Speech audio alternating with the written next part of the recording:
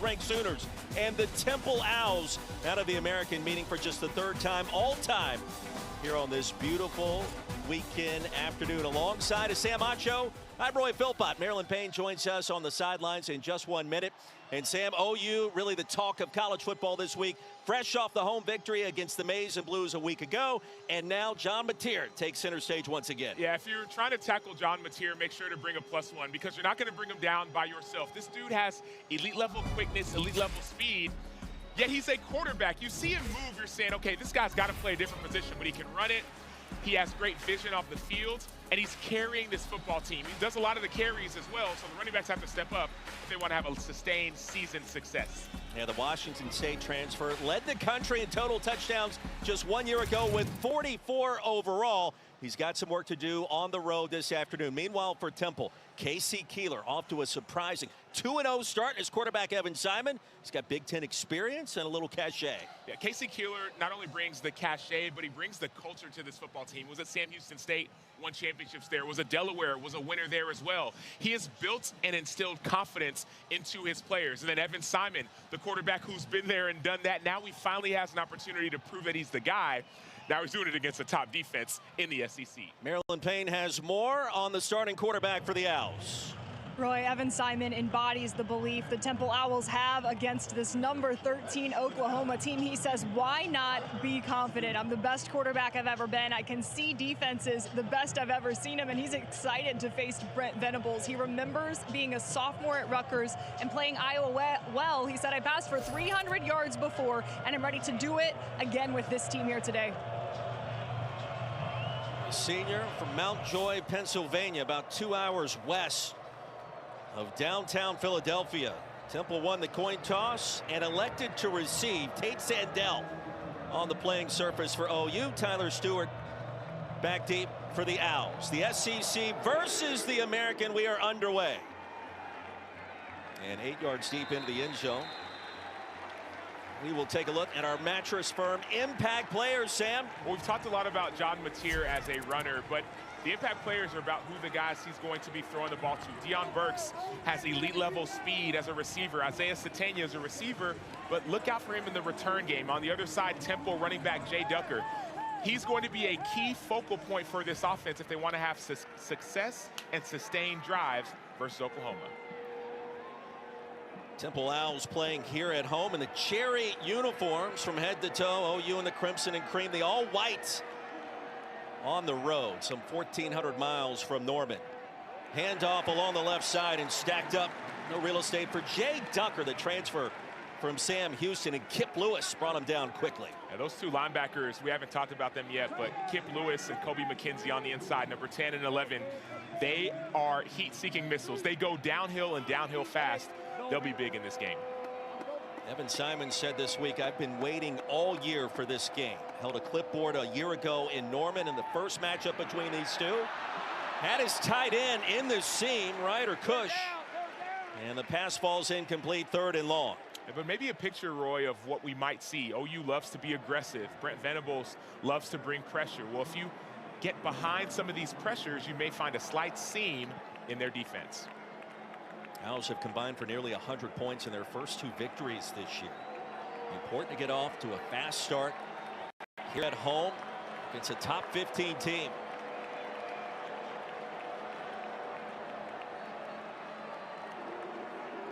Sooners showing pressure. They'll drop out of it. Simon flush into the flats. Well short of the line to gain and quickly corralled at the 26. Jay Ducker on the swing pass, a short pickup on 3rd and long, and OU defensively with a 3 and out. Well, it started with the first play. First, it was a negative play. You go into 2nd and 11, and all of a sudden, now you're in an obvious passing situation. That's not where you want to be if you're Temple. You do not want some of the pass rushers to be able to tee off on you. And so that play was a win on 3rd down, but it started because of the negative play forced by Oklahoma on 1st down. Dante Atten. And down under. Temple punter.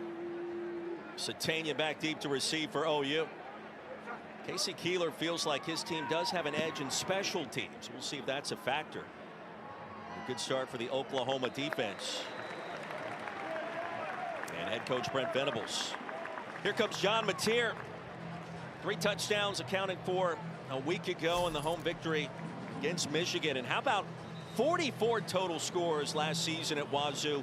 He transfers to OU along with his offensive coordinator, Ben Arbuckle. Yeah, they've been nearly unstoppable so far. And John Mateer is a player, if you play defense, you don't even like him because he's going to run you over, stiff arm you, do things to you that will embarrass you on national TV. And so Temple needs to be aware of his elite level quickness and speed. Javonte Barnes motions out, empty backfield for OU on first down. Off the tunnel, Deion Burks racing ahead, the Purdue transfer. He'll pick up 9 on first down. Oklahoma, sometimes on big plays, but also on early completions, they like to go fast, get on the line, and not give you a chance to substitute. Barnes in the backfield this time. Pump fake, sidearm delivery. Pass is caught. Keontez Lewis. And the first down of the afternoon, a gain of 7 for the Sooners. There it is. You're seeing the quickness, the efficiency. They're already on the line. The defense is trying to figure out what's going on. And the ball is snapped before just about anybody can get set, including the broadcasting team. Mateer flush. Sheds off one potential tackler. Down the field, first down. Jaren Kanak, the tight end. The converted linebacker rumbles for 18. Yeah, great job by Kanak. Sekou Kroma on defense tried to set the edge, and he did. He stopped Mateer, but you can't just stop Mateer. You have to shut him down. He keeps his eyes downfield and gets the completion. Tunnel screen to Lewis. Second grab on this first possession for the Sooners. And a positive gain on first down. Well, Sam, you wonder, is OU going to be fresh coming off the big win? And with Auburn coming to town and former OU quarterback Jackson Arnold next weekend, this feels like a trap game, but a healthy start. Well, it feels like a trap game from up here. When you go down there, it feels way different. I talked to offensive coordinator Ben Arbuckle, and that's the most intense I've ever experienced an offensive coordinator head coach before a game. He was dialed in. He said, we have to be the most excited team to be here. Inside give, Javonte Barnes. And on second and short, Ordonez brings him down. And enough for the first down. The drive continues for the Sooners. Roy, you talk about trap games, and that's a real thing, but Brent Venables is really trying to rebuild a culture in Oklahoma. Not just say we're going to play up to the big games like Michigan. No, we're going to play to our standard every single week, and that's what we felt in meetings. But also you feel that down on the field when you talk to some of the players and the coaches. They are dialed in. We spent about 45 minutes with Brent Venables this week, virtual. There's Deion Burks. Gonna be tackled in the backfield. The TFL, Curly Ordonez. And a loss of 9. A great job by Ordonez. You see him on the edge. His eyes are in the backfield. He's not going to get fooled by the reverse. He's going to go and stay in his gap. He's an edge player, an edge defender. Nothing can get outside of him. Phenomenal job by Ordonez. Interesting call there, considering how easily OU has already gotten into plus territory. Reverse to Burks. 2nd and 19.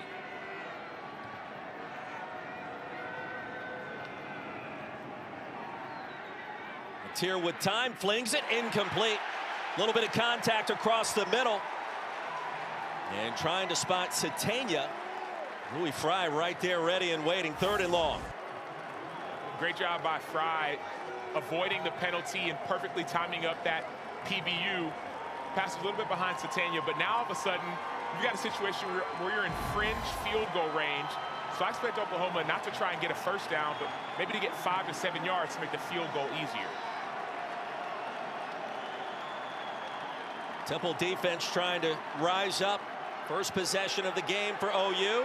Mateer sensing pressure. Kanak has it. Kanak's got a first down.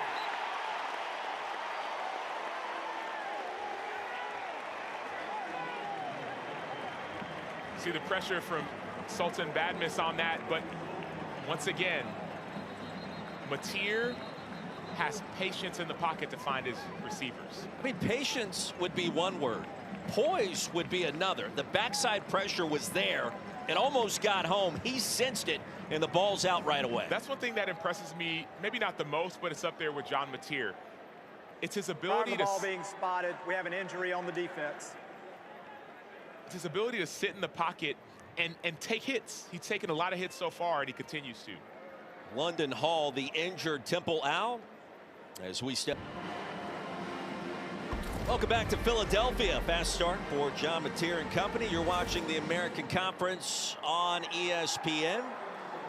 And Mateer 5 out of 6 for 59. First down and goal for Oklahoma after the conversion on 3rd and 19. Jared Kanak picked up 23. Sam Acho, Roy Philpott, Maryland Payne. Javonte Barnes in the backfield from just inside the 10. He'll get the call right through the A gap, twisting and turning down to the 3. Super not tackle. It'll be 2nd and goal. We'll spot it at the 4. 2 tight end set for the first time for the Sooners.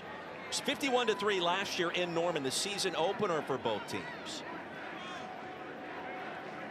Both head coaches would tell you these 2025 versions are much better than their 2024 counterparts. Right up the middle.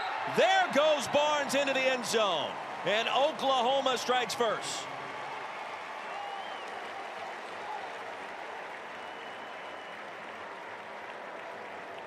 First touchdown of the season for Javonte Barnes, a senior from Vegas. If there was ever a doubt, Roy, that Oklahoma would sleep through this game, that doubt has been quelled. I mean, they've started so fast and with so much intensity that they're trying to make sure that they dominate early in this one.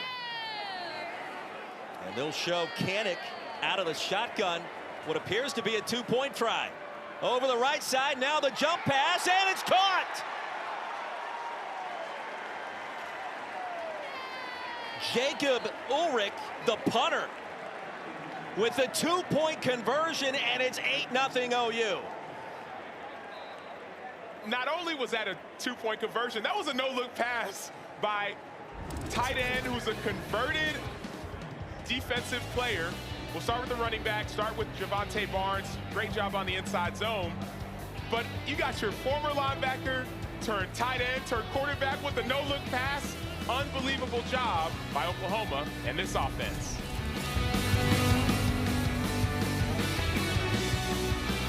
Is presented by Tums Fast Heartburn Relief, so you can love food back.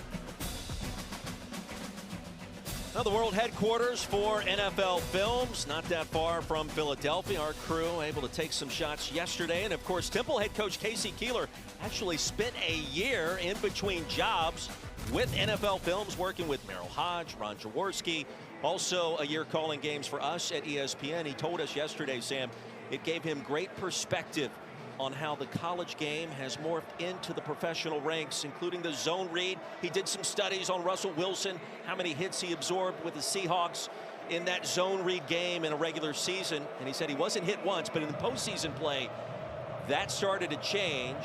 But it also reminded him of how much he missed being on the sidelines. And from Delaware to Sam Houston, winning national championships at both stops, by the way.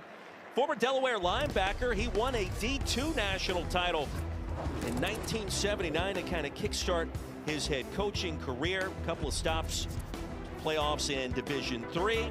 And then at Delaware, won the title in 2004. And that was the Division I AA ranks. And then at Sam Houston in 2021, playing that spring another national championship. Casey Keeler has won everywhere he's been. And he does it building a culture. He does it by instilling confidence into his team. He says that everybody on this team believes that they can win, and he has a sense of peace and calm around him. Along the left side, Colin Chase gets a touch. And a positive gain on first down. McKenzie, the tackle. Tyler Walker, offensive coordinator for KC Keeler, told us yesterday, our goal on first down, 4 yards. That is what we're striving for today. And for that head man, 273 career victories. He'll pick up 4 on first. And I love what you said earlier about the fact that he missed football. When he was analyzing the game, it was fun from up here, but he said he missed the joy of victory. Speaking of Sam Houston, Jay Ducker, the transfer in the Bearcats program, started his career at Memphis, will be stopped by Robert Spears Jennings. 3rd and short. This is exactly where you want to be if you're Temple. This is how you wish the first drive would have gone. 4 yards on first down, 4 to 5 yards on second down. Now you have a 3rd and manageable where you have the entire playbook open to you. If I'm Temple, I still stick with the running game because you believe in your offensive line and your running back, Jay Ducker. Big play for the Owls. 3rd and 1. Can they get the surge up front? The answer is no. OU was ready and waiting. Numeral 0, David Stone. So we talk about clinic tape of technique. David Stone, number 0, puts on a clinic when it comes to how do you defeat a blocker. There was a 9-man box. He simply just throws away the center and does the rest. Beautiful play by Stone using his hands to defeat the offensive lineman. Oklahoma passing the early test on the road, coming off the win against Michigan. Dante Atten back on the field for the Owls. And Satania back deep to receive for the Sooners. Off the side of the foot and a wobbler. Spins nearly out of bounds, fielded cleanly. Satania. And ahead almost to midfield, a punt of just 34, a return of 11. Now the head coach Brent Venables on the road. His team, year number 4 under his watch, off and rolling in 2025.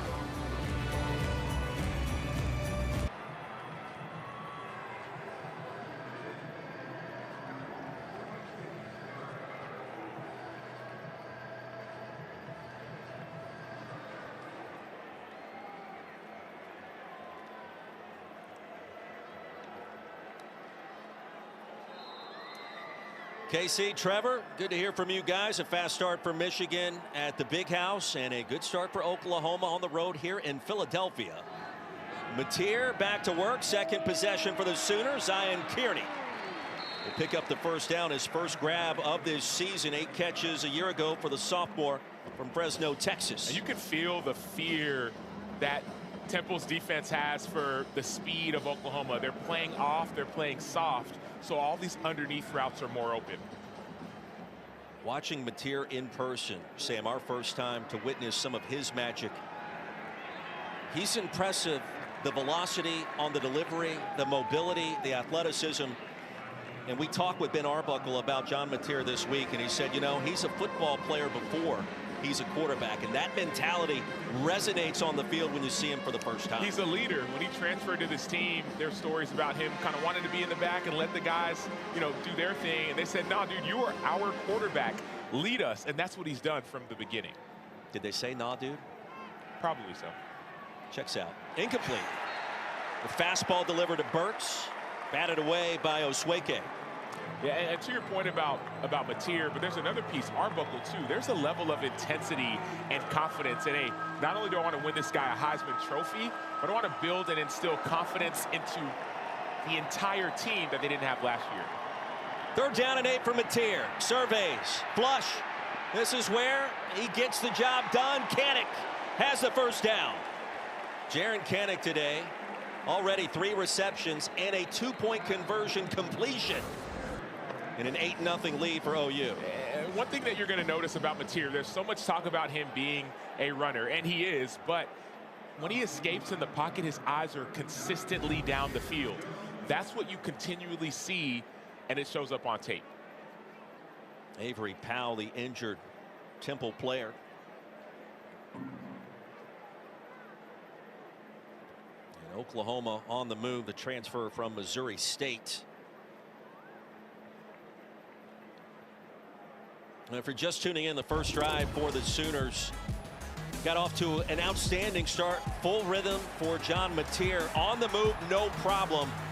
And whether it's his tight end or Burks, he is finding a nice rhythm to start. Yeah, John Mateer is putting on a show with his arm, but also with his elusiveness. He's able to escape and maneuver the pocket. And that's been a big-time emphasis on the run. But there's been a big-time emphasis on being aggressive. A 2-point play by your tight end, who's a former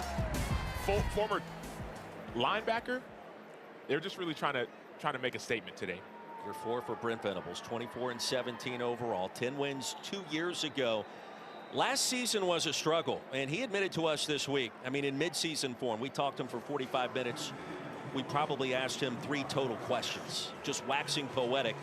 But he said Mateer and Arbuckle, their arrival has healed a lot of wounds from our team from a year ago, because that brand, that offensive identity was on campus right away, going back to January. And some of it, too, I mean, there was a bunch of injuries at receiver, injuries at quarterback, so it wasn't all the coach's fault, but still the confidence was injured. Pop pass to Burks. Try to get to the edge. And weaving his way through traffic, Ordonez a tackle. Picks up approximately 7, maybe 8. And I don't expect, I know we're seeing a lot of pace. I don't expect, number one, the pace to slow down, and number two, Ben Arbuckle to get any less aggressive. I expect shots to the end zone in this high red zone area. He wants to put his full arsenal on display. Second and short.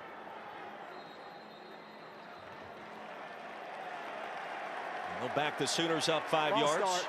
7 offense. That's a 5-yard penalty. Still second down. It's a sophomore receiver. Ted Pitts leads this SEC officiating crew. 5 years ago, Ben Arbuckle was coaching high school football at Seminole High School in Texas. Fast forward, now he's leading perhaps one of the more potent offenses in all of college football. We asked him, hey, was this part of the plan this week? He said it was always part of the plan to reach a school like OU, but the timing happened a little sooner, pun intended, than what he anticipated. I see what you did there. Second down. Mateer survives for a moment, then is brought down behind the 30. Ordonez and Calhoun got there in a race to the quarterback. So remember we said earlier, if you're going to try to tackle John Mateer, make sure to bring a +1, bring a friend. Curly Ordonez, he misses, but then finally he brought a +1. Charles Calhoun was able to make that play. So anytime you're playing a quarterback like Mateer, it can't just be one person to the party. All 11 hats must attack the football. The sack results in a loss of 10. 3rd and 17. OU has been lethal on 3rd down so far. Handoff to Barnes, stacked up and driven backwards. Sekou Chroma. And a loss of 2 more. One of the leaders on this team, Sekou Chroma, is saying, hey, enough is enough. I hear about their offense. I've heard about Mateer, heard about their receivers. Let's start talking about us. The dude's on the leadership council. He's one of the guys that they look to for guidance. Great job by Chroma. From 2nd and 2 to 4th and 19, and now a 52-yard try for Tate Sandell. Transfer from UTSA. He'll whistle that one dead. There's a snap. Timeout, Temple. That's their first of the half. This will be a 30-second timeout. Well, coming up, 3:30 Eastern on ABC. 6th-ranked Georgia heads up Interstate 75 to Neyland Stadium in Knoxville. Tangle with number 15 Tennessee. Later tonight in primetime, 3rd-ranked LSU hosting Florida. Big game for Bill Napier and the Florida Gators. Both games also available on the all-new ESPN app. Sam, not 1, not 2, not 5, but 11 teams in the Southeastern Conference currently ranked in the AP Top 25. Yeah, but the rankings are somewhat shifting. We saw Oklahoma lower in those rankings. They've had some impressive wins. They're rising in the rankings. Auburn, they play Oklahoma next week. We'll see where they end up. So a lot of top teams, but this is the exciting part of football. They get a chance to play each other to see who's who. Sandell missed from 42 a week ago in the win against Michigan. From 52 this week, a different story. And Oklahoma extends its lead, now 11-0 OU on the 52-yarder off the left foot of Tate Sandell. I'm sure that Casey Keeler wishes he wouldn't have called that timeout because he actually missed. Tate Sandell missed that earlier kick that he had. But here's a beauty, the left-footed kicker right down the middle. 2 drives for OU, 2 scores. Brent Venables happy. And now calling plays on the defensive side of the ball this season for the Sooners. Right back in his wheelhouse. And this program seems to have responded to that change. He's always been heavily involved, and we told him this week, I said, Coach, I know that you were really involved in the play calls going back even to last season or the year before, but this year, he said tactically it is different, and he knows it's all on him to dial up the pressure that's needed in some of these big games he has coming up on the schedule. And I love the decision for him to take back the reins when it comes to calling plays. He's one of the best defensive coordinators in all of college football. So for him to put that hat back on, and understand situations is best for this football team. And it doesn't feel right if he's just the CEO. After the touchback, Temple will get the football back. For 20 years, Allstate has celebrated every field goal and extra point made at participating universities by donating to the university's athletic scholarship fund, supporting all student athletes. Thank you to Allstate. So, Roy, if I'm Temple now, it's been a little bit of a mixed bag. You've had some early down success, but then you've gone backwards a couple times. You know you can't win one-on-one, at least up front. So don't be afraid to do some of the quick passing game and get the ball on the edges. Owls have run 6 plays for 7 total yards. Worthy on the field for the first time. Trying to spot Cush again, and it's incomplete. Omosigo was in coverage. And that's the second time that Cush has had a chance to corral the football. Second time he's come up empty. Yeah, the first one was a drop. This one was a great play by Omosigo, but it's a problem with going to pass on first down and the incompletion is that you have to get some kind of positive yardage on second down. If you're 3rd and 10, you have no chance. So this may be a run to get a few yards on second. Simon, similar play. Holloway across the 30. And a gain of 7 as Chase able to catch it for head coach K.C. Keeler. Now an important 3rd down. There it is, but at least you got us a 3rd manageable, 3rd and 4. You're not going to be in a set where it's a 5-step drop and you got one-on-one against some of the dogs up front. Now you have an option. You can run the ball, you can do the quick passing game, you can even play action. And this is the situation where Venables likes to bring pressure. Here they come off the edge. Simon, the timing route was there, and a first down for Temple. Now the pressure by Reggie Powers.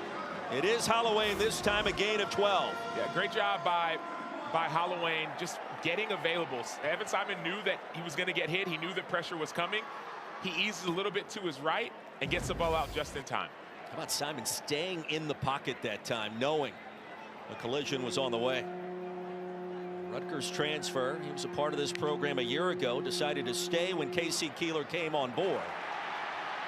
A little bit of cushion for Holloway. And into plus territory for the first time. A 9-yard gain on first down. Pressure by OU's Kip Lewis. But there's confidence there. You're seeing a little bit more of, hey, coach, I get it. We want to do quick game and run game. Coach, just give me a half second more, and I'll be able to get the ball to guys like Holloway and Colin Chase.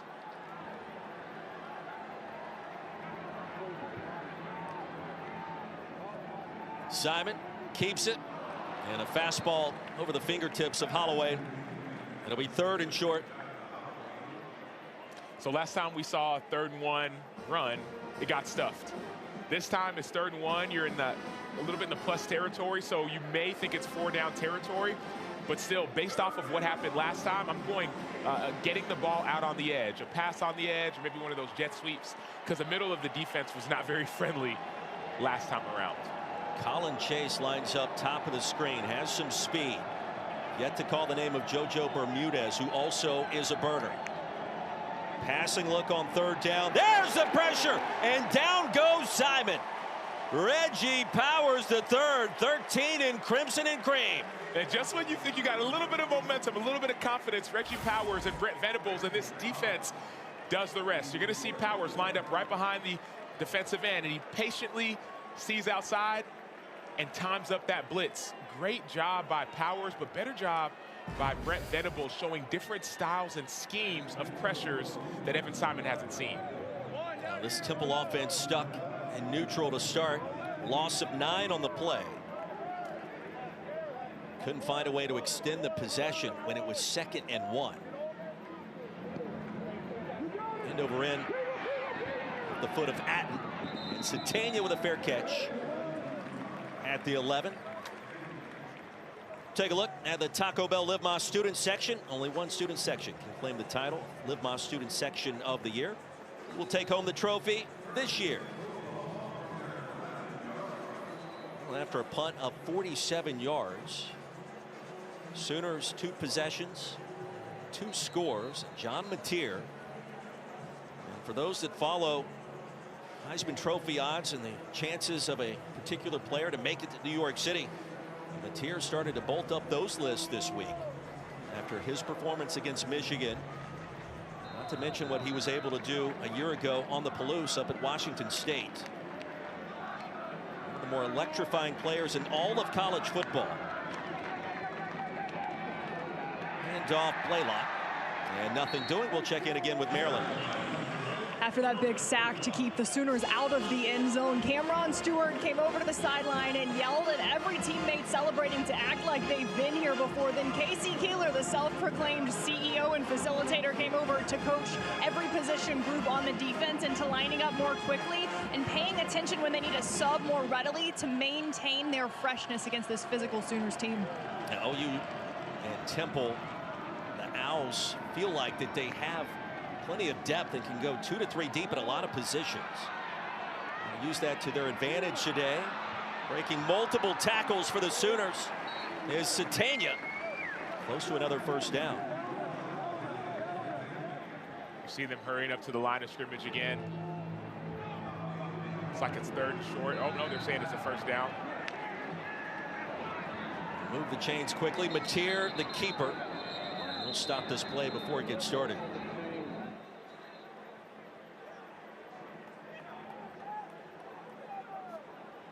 Chains moved really late. Penalty marker near the 30. Previous play is under further review, looking at whether the runner made the line to gain or not.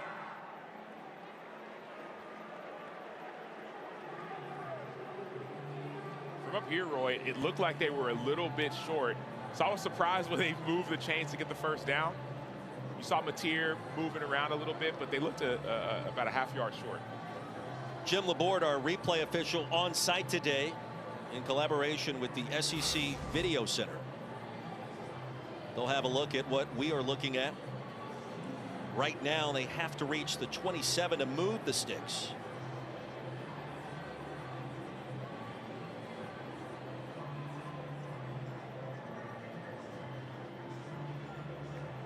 That was a play they tried to run quickly before they measured, but the play before. They need the 21-yard line, not the 27. They'll take a look.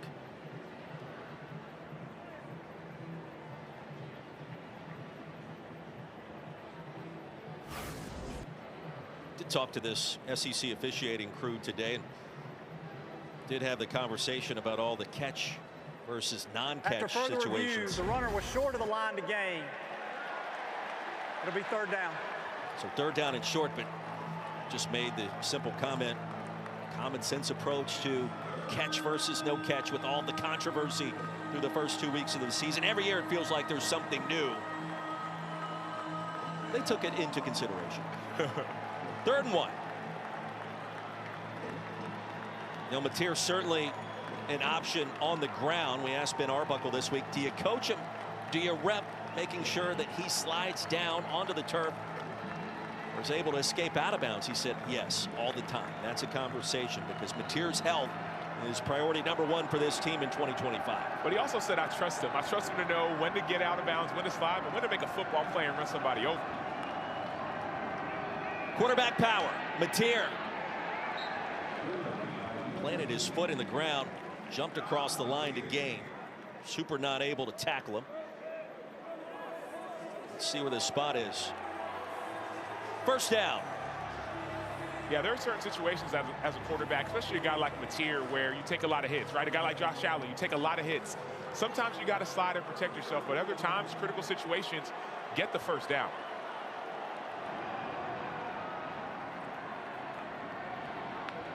Kanak in motion.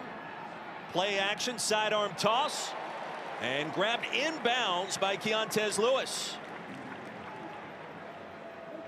Lewis has had an active start in this first quarter. And 15 minutes in, it is all Oklahoma on the road. 11-0 our score here in Philly. Oklahoma leads Temple 11-0 after the first quarter. Owls head coach Casey Keeler here with me. What does your defense have to do to get off the field without allowing points for the first time today right here? Yeah, for the first thing is we have to make some plays.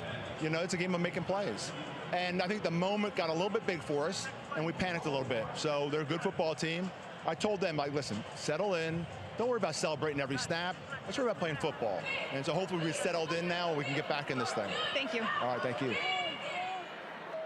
Maryland, thank you very much. On first down, Oklahoma. Isaiah Sategna, another catch and a gain of 5. Fry makes the stop. The Sooners have been in rhythm to start. Their trip to the East Coast. Blaylock a touch. Stopped at a yard shy of the first down by KJ Miles. And we've seen, Roy, Oklahoma be able to move the ball downfield, but there have been times where they've gone backwards, where there's been sacks or penalties. So that's one thing to be alert of. Inside handoff, Blaylock busting through the line of scrimmage into plus territory. So we've seen Javante Barnes, Torrey Blaylock, no Jaden Ott just yet. Transfer from Cal, and that's a gain of 10. And the reason why I say something to be alert of is that if you're Temple and Casey Keeler, you're thinking, okay, how do I get something going? One of these negative plays you have to turn into a positive. Maybe it's a tip, maybe it's an overthrow, maybe it's a forced fumble. You need one of these things to go your way. I do want to ask you about Jaden Ott this afternoon, because a lot of Oklahoma fans wondering at what point will he be unleashed. He's one of the top running backs in the country coming into this season. Sategna, full head of steam. Tripped up near the 26. Now Sategna, a weapon through the air and on the ground, a gain of 20. They're showing off his speed. That's what they're trying to do. Go quickly, go outside, go inside. Exploit the deficiencies of the defense. Using tempo. Floated towards the end zone and incomplete. Lewis was going to be open for a moment, and Mateer had to get rid of it quickly. And that was a real first shot down the field. Everything else has been underneath or 10 yards, 5 yards, 15 yards. That's the first time that we've seen John Mateer in this offense try to take a shot down the field. Only third incomplete pass for Mateer, now 12 of 15. We asked Ben Arbuckle about the identity of this offense. He ran through all the different concepts: air raid, pro style, West Coast, combination, all of the above. Mateer with all afternoon to survey, a jump toss and a strike. First down, Oklahoma. Hey, you know, he used to play baseball, right? And he wasn't a pitcher, he was a shortstop. This looks like he's picking up a ground ball and throwing it to first. Look at John Mateer jump up in the air and get that ball to Zion Kearney, just showing off his skill set. Just outside the 10-yard line, Mateer on the move.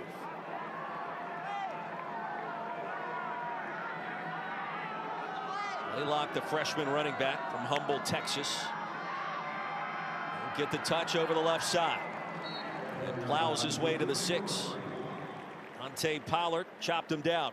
And the hard part about drives like these, not just this one, all 3 drives for Oklahoma, is that they've stayed on the field so long. These drives have been sustained. The defense gets worn out. 12th play of the possession for the Sooners. Blaylock plants, cuts, and explodes into the end zone.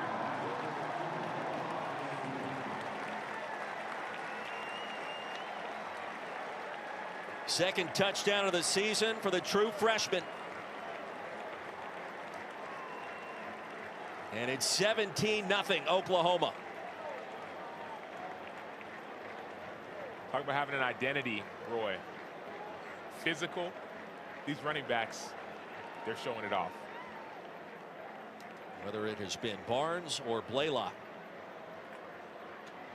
Tate Sandell makes it 18-0. True freshman from Humboldt, Texas. Not the biggest guy, man. He runs with intent, seeks downhill, and wants contact. Great job by Torrey Blaylock.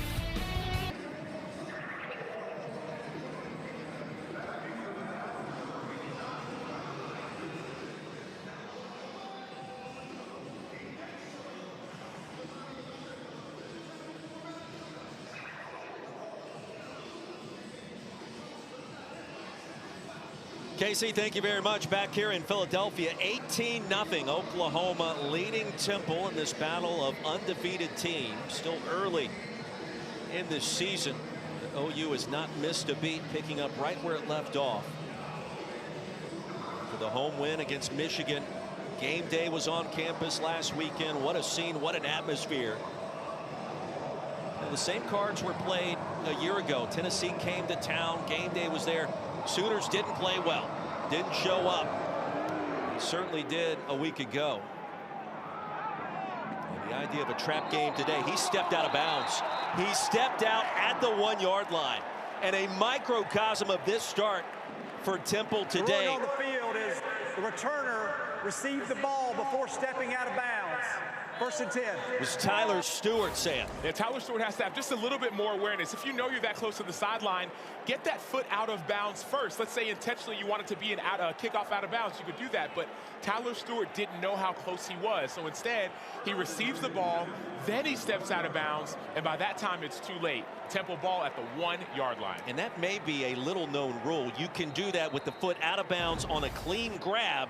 That's a kick that goes out of bounds and a penalty. Correct. And you get the ball up at the 35-yard line, but in this case, it's not. In this case, he was inbounds first, and then he touched the ball, and that's a mistake. Our rules expert, Sam Acho. Well done. Big possession for the Owls. Trying to get back in it. Inside its own 1-yard line. Stacked up and driven back. Forward progress, the only thing that matters. And Ducker able to just escape the goal line. Grayson Halton a tackle. Yeah, you said big possession for the Owls. Man, I think it's a big possession for Oklahoma's defense and what they want their identity to be. You have a team backed up. You're up 18-0. It's early in the game, but you want to shut them out. Why not make a statement now, especially on the interior, and getting a safety?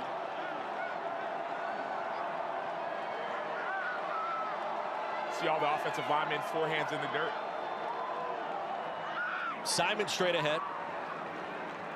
Gain of a yard maybe on the push. And if you're Temple, Roy, the worst thing that can happen now is a safety. Why? Because not only does it just deflate the entire stadium, but it's 2 points to get the ball back to their offense who you haven't been able to stop. And so no issues with you running a quarterback sneak to get a little bit of space. And I understand the desire for a first down, but your offensive line has struggled to protect. So don't be afraid for a quick passing game or even a run play. Ducker motions out. 3rd down and 9. The pass batted in the air, nearly caught for the pick 6. It was in the air forever. Omosigho able to get a fingertip on it. And Grayson Halton got a fingertip on it too, but that fingertip should have been an interception. I get it, you're a defensive lineman, you're not used to touching the ball, but man, lay out, do something. Oh, it went right between his hands. He made that first stop, nearly had a touchdown. Brent Venables licking his chops, and first down inside the 1, bringing the heat, the pressure, and it pays dividends. Here's Atten. But also look, the returner's inside his 50 already.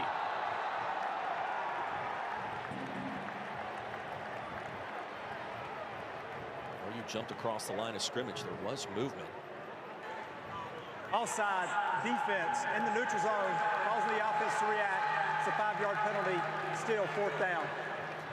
So as disappointed, Roy, as you are that you didn't get the safety or the interception, you're still going to get great field position. Isaiah Sategna is lined up at his own, at the 50-yard line.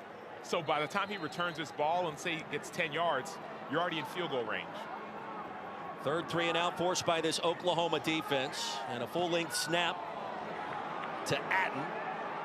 And Sategna from the 45 with a fair catch. Punt of 38, nothing on the return. Don't forget tomorrow on Sunday NFL Countdown for the Eagles-Chiefs Super Bowl rematch. Saquon Barkley goes one-on-one with Marty Smith, plus can Aaron Rodgers, and the Steelers stay hot in A-Rod's Pittsburgh debut, and Randy's best games. And it's must-see TV. I want to see the best catches of the weekend. Yeah, I want to see Randy Moss talk about it. He's a legend. I got a chance to connect with him even during my time at ESPN, and he's the guy you root for. 3 OU possessions, 3 scores, 2 touchdowns and a field goal. Throwing a 2-point conversion from the tight end, Jaron Kanak. Mateer back to the air. Flings it again, and incomplete, off target for Lewis, who was breaking open near the red zone. But I like it. I love the fact that you're still taking shots down the field. This is only the 2nd time we've seen really a somewhat downfield pass from John Mateer. You're seeing with some of the arm angles and the different arm slots. But I love the aggression of Mateer and Arbuckle. Ben Arbuckle told us the way he delivers the football from the side, it's part of what makes him unique and the quarterback that he is. And he said, I challenge you to find more velo from a quarterback in college football. Blaylock dropped it in the flats, and that arm angle is something to watch because it's different, Sam. Correct, but every quarterback is unique, just like every human is unique and every football player is unique. People are saying, man, why is he throwing it sidearm, different arm slots? Well, that's what makes him him. It's his baseball background, but it's worked at this level, so you don't need to change it. Just continue to refine it and make him that much more of an accurate passer. OU 4-5 on third down. Xavier Robinson on the field for the first time. And Mateer against the grain, buys some time, retreats, and now heaves incomplete. And there is a penalty flag down near that OU sideline near the 34. Holding defense, number 24. That's a 10-yard penalty and an automatic first down. It's Ben Osweke, one of the defensive leaders, gets the holding penalty. But I love John Mateer's movement. He's moving in the pocket, but his eyes are down the field, and it forces the corners and safeties and linebackers to cover it that much longer. They're not used to covering for 7, 8, 9 seconds. That's what makes it so difficult. 5 minutes in the second quarter. All Oklahoma. Mateer was hit, fires another strike. Sategna, and a first down for the Sooners. It's impressive. It's impressive, right? Just the ability to take these hits. But you got to start counting them, right? 1, 2, 3, 4, 5 different shots. Those things start to add up. So the offensive line has to do a little bit of a better job protecting Mateer. After a gain of 17, Blaylock to the edge. Blaylock to the end zone.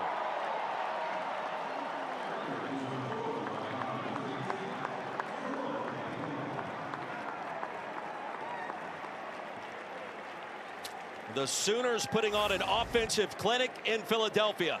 Yeah, no edge, no chance. Look at Sekou Kroma, number 0. He tries to spin inside the defensive end, but you have to set the edge. Make Torrey Blaylock cut back inside where you have help. If you try to go inside or spin inside and no one expects you there, the offense is going to see it and they're going to expose you. So Kroma and any defensive end, if you're in a defense, you have to set the edge, do a better job of forcing the ball back inside.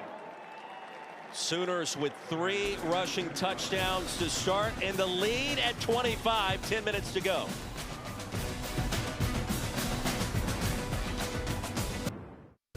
You won't find 4- or 5-star prospects walking around. You won't see glamorous cars lined up outside. You won't hear anyone quitting. On North Broad Street, what you'll see, hear, and feel is urgency to get better every day, pushing yourself to limits you have never experienced before. This program, this experience, it's not for the weak. It's certainly not for the gram. It's for family on Broad Street. It's the only way we know how to do it. Diamonds in the rough, who when given the chance, know how to shine. That is Temple Tough. Temple Tough being tested back in Philadelphia. ABC and ESPN broadcaster Kevin Nagandi. Well done by him, the Temple graduate. Plenty of school pride in Tyler Stewart. Clean, fair catch. Owls will get it back, trailing 25-0. Sam Acho, Roy Philpott, Marilyn Payne, and for Evan Simon, what needs to change offensively to try to have a chance to get back into this game? Some of the passing game that we saw early, doesn't have to be the quick passing game, but the intermediate passing game needs to continue. Temple saw success in the intermediate passing game. The running game hasn't been very successful, but continue to just work the middle of the field, 8 to 15 yards down the field. They've been successful. Owls have run 15 offensive plays in the half. Oklahoma with 15 first downs. Simon keeps it. Diving ahead across the 30. Kobe McKenzie a tackle. And gain of approximately 6 on first down. A little quarterback run game probably wouldn't be a bad thing for the Owls. Correct. Sometimes the game plan has to change. We talked to the coaching staff. They said, hey, man, we're going to run it a lot. We're going to run it early. Well, the running game hasn't been effective. So now you change to maybe the quarterback run or some of the intermediate, not just the quick passing game, the intermediate passing game based off how the defense is playing you. Simon back to the air. Cush a reception. Third time he's been targeted. Right back to the line of scrimmage. McKenzie and Lewis right on top of him. And the problem, Roy, as well is a lot of these drives have been either 3 and out or 1 first down and out. And not only does it get your defense back on the field, but it dissipates your confidence as an offense. You think, man, can we get anything going? So this first down will be critical for that Temple tough mindset. Sooners showing pressure against the 4-man front. Here they come. Wide open path to the quarterback. And looking for Colin Chase. It's incomplete. Kobe McKenzie shot out of a cannon, and Simon barely had a second. Yeah, but we talk about alligator arms, right? Colin Chase had an opportunity to catch that ball across the middle. You have to be able to make this play for your quarterback. You can't short arm it. You can't stop in the middle. I understand you might get hit, but man, we need that first down. So those are plays that Temple isn't making that's keeping them from being competitive in this game. 3 drops for the Owls on offense. 4th and 3. 5 total drives, 4 3-and-outs. Isaiah Sategna. Clean grab at the 25. After a punt of 42, Sooners will get it back. Monday Night Football, we've got a doubleheader this week. Bucs-Texans, special start time of 7 Eastern, 4 Pacific on ESPN, ABC, and ESPN Deportes. And the Chargers and Raiders on ESPN and ESPN Deportes, both also available on the new ESPN app. Coverage kicks off at 3 Eastern with NFL Live and then SVP, the Monday Night Countdown crew at 5 o'clock. And, well, it's a pretty big deal when Pete Carroll and Jim Harbaugh get together, when you have your own dedicated page on Wikipedia chronicling all of the events that happened back in the old Pac-12 when Coach Carroll was at SC and Jim Harbaugh was at Stanford. You know it's a pretty big deal. And it fast forwarded to the NFL when Coach Carroll was at Seattle Seahawks and Harbaugh was at the 49ers. They asked Pete Carroll earlier this week, hey, do you have any fond memories?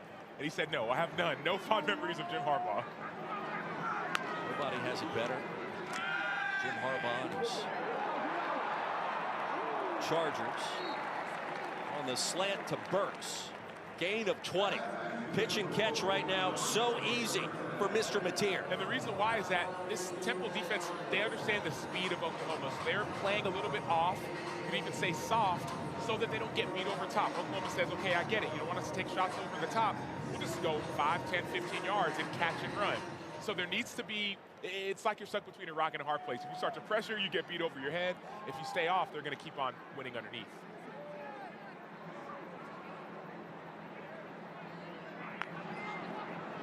Carson Kent in motion. Delayed give to Blaylock. Check in again with Maryland Payne.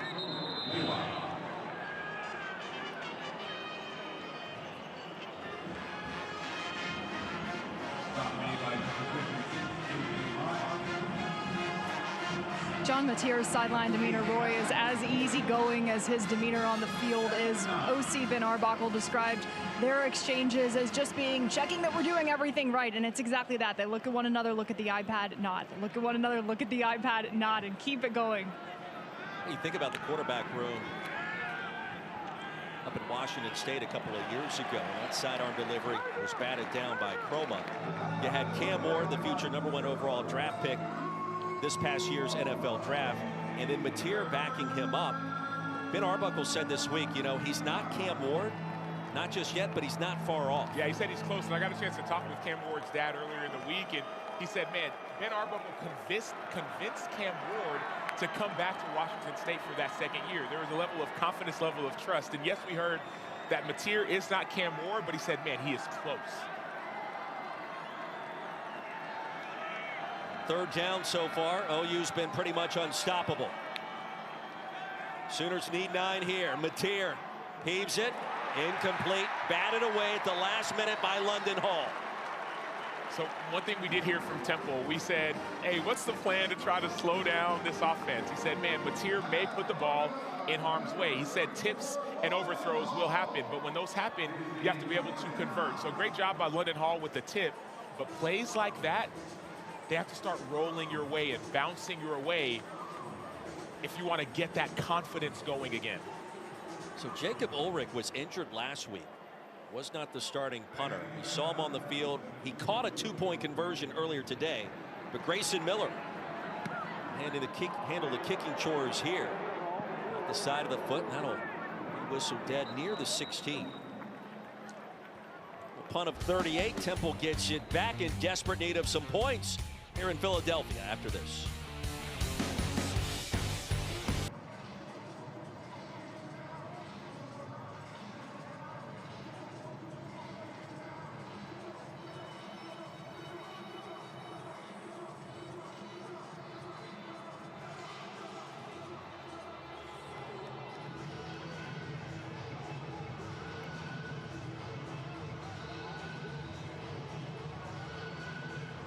Casey, thank you very much here in Philadelphia. Sam Acho, Roy Philpott, Maryland Payne. Temple gets the football back. Underneath, the safety valve is there across the 20. Sam, bigger surprise so far today. 21-0 Bama leading Wisconsin, or Clemson down 13-0 on the road in Atlanta. It's just bad to say that neither is a surprise. Alabama's been playing with a lot of confidence. Ty Simpson's been playing great. Last week he was outstanding. And then Clemson has been confusing. They've struggled early in the season. Nearly lost to Troy last week. And Georgia Tech plays with toughness and grit. So I'm not surprised by either, put it that way. Brent Key has reshaped and rebranded the identity in Atlanta. Very impressive after a gain of 5. Ducker with the reception. Now weaving his way through traffic. A spin move. Ducker!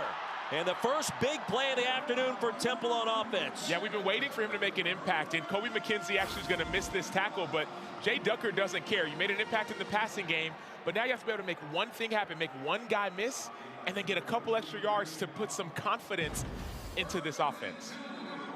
Gain of 20 yards for number 20, the Sam Houston transfer. Is under further review for its potential targeting. Owls only had 37 total yards before that scamper.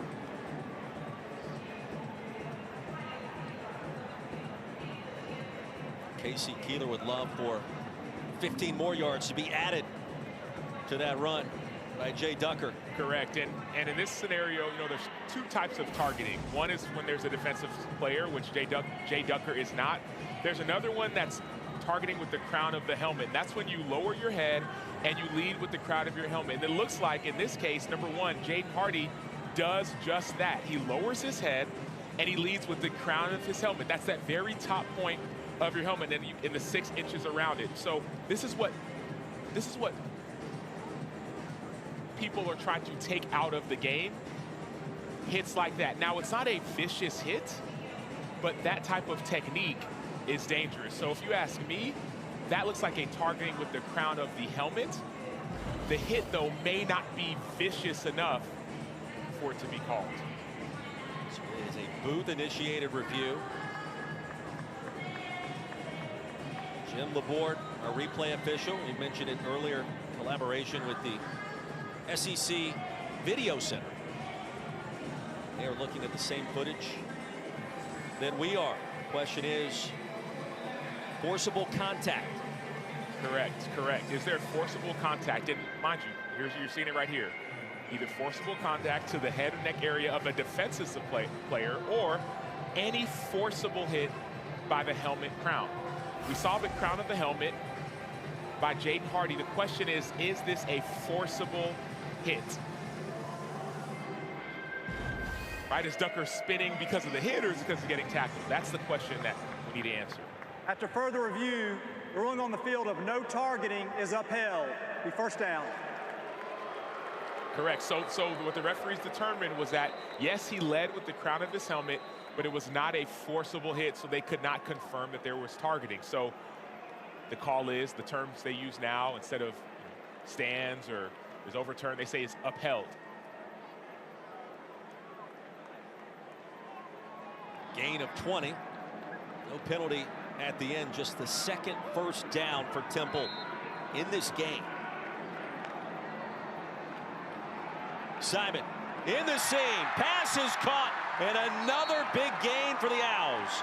Ryder Cush, same play we saw the first play from scrimmage in our first quarter. Correct. The intermediate part of the field is open because there's so much pressure by the guys up front. The DBs are staying back. They don't want to get beat. And so we're seeing the middle of the field being attacked. Notice you're seeing R. Mason Thomas, number 32. He's frustrated. He's angry. Are we even letting up yards at all? But that's what needs to happen for this Temple offense. For a gain of 19, Ducker corrals the high pass. He's going to lose 2. ESPN supports the College Football Playoff Foundation's Extra Yard for Teachers Week each year to celebrate great teachers across the country who have inspired so many of us. Nominate a great teacher in your community by visiting cfpfoundation.org. We'll check in for more on Evan Simon with Marilyn Payne. Simon's from Mount Joy, Pennsylvania, went to Manheim Central High School and wants to give a shout out to Mr. Herbert, who had a big impact on him, teaching several different business classes in high school, and he was always checking in with Simon on his recruitment and how he was doing on the football field. Mr. Herbert also led a bunch of the chants for the student section, some of which we're hearing a response to here in Lincoln Financial Field. We talked about it. This is the middle part of the field. We're finally taking chances if you're Temple. We're finally getting a little bit of pass protection. Looks like that ball hit the ground, so it's going to end up being incomplete. We have a review. The ruling on the field was a catch. That's going to end up being incomplete, but I love the style of play calling. It's a little bit more aggressive. There was the thought of, hey, we got to be patient. We have to, get a couple yards here, a couple yards there. No longer. Go be aggressive, and I get it. Ball hits the ground. It's incomplete. Temple tried to hurry up and try to get to the line and run another play. But even with that incomplete pass, at least you give Oklahoma some pause as to, hey, this team's going to run it 3 times and throw it short. On 2nd and 12, Bermudez picked up 17. Looks like the ball hits the turf right as that left hand comes up over the top.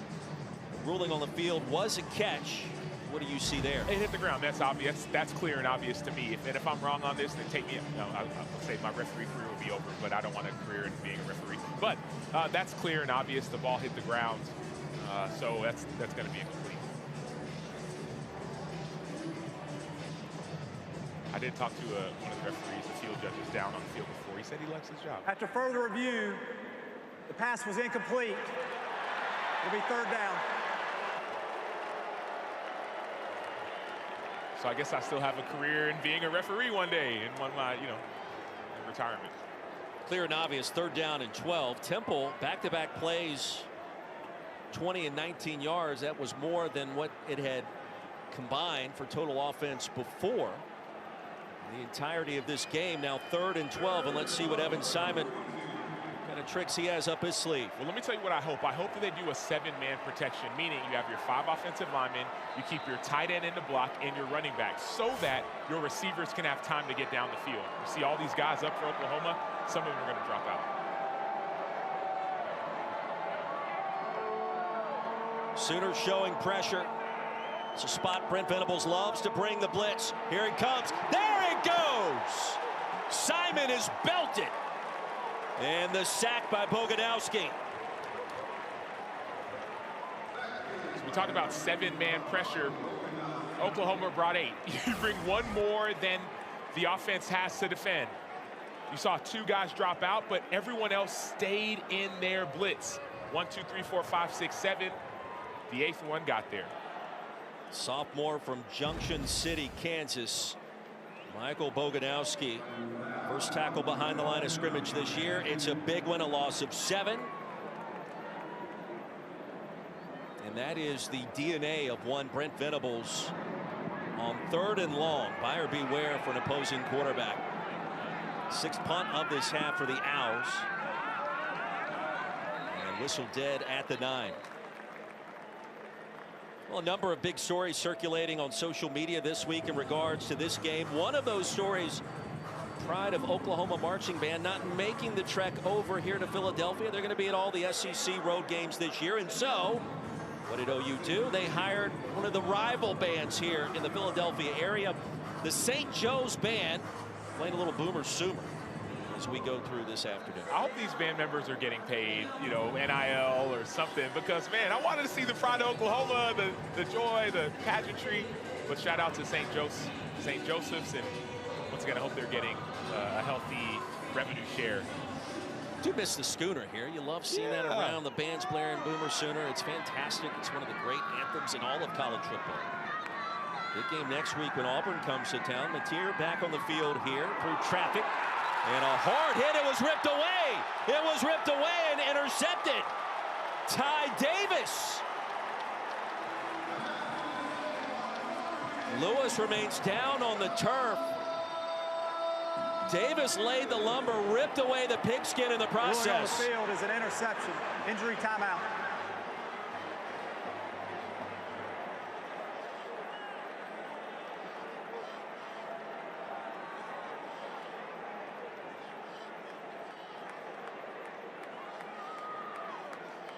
Davis, the fifth-year senior, Mount Laurel, New Jersey.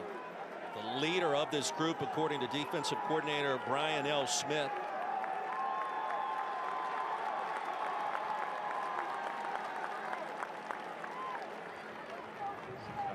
Lewis on the ground, and not only is his offensive players out there around him, but you see the entire team starting to walk towards the field.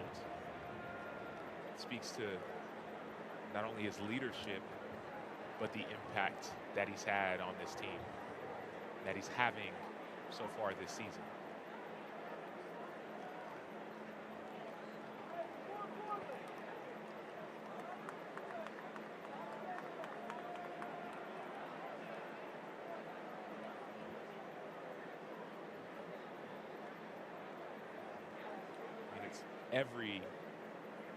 Nearly every single player from Oklahoma's bench is on the field. Now they're checking out, making sure their teammate is okay. I don't want to speak too lightly of it, but you don't always see this. The care, the concern. Lewis is a leader.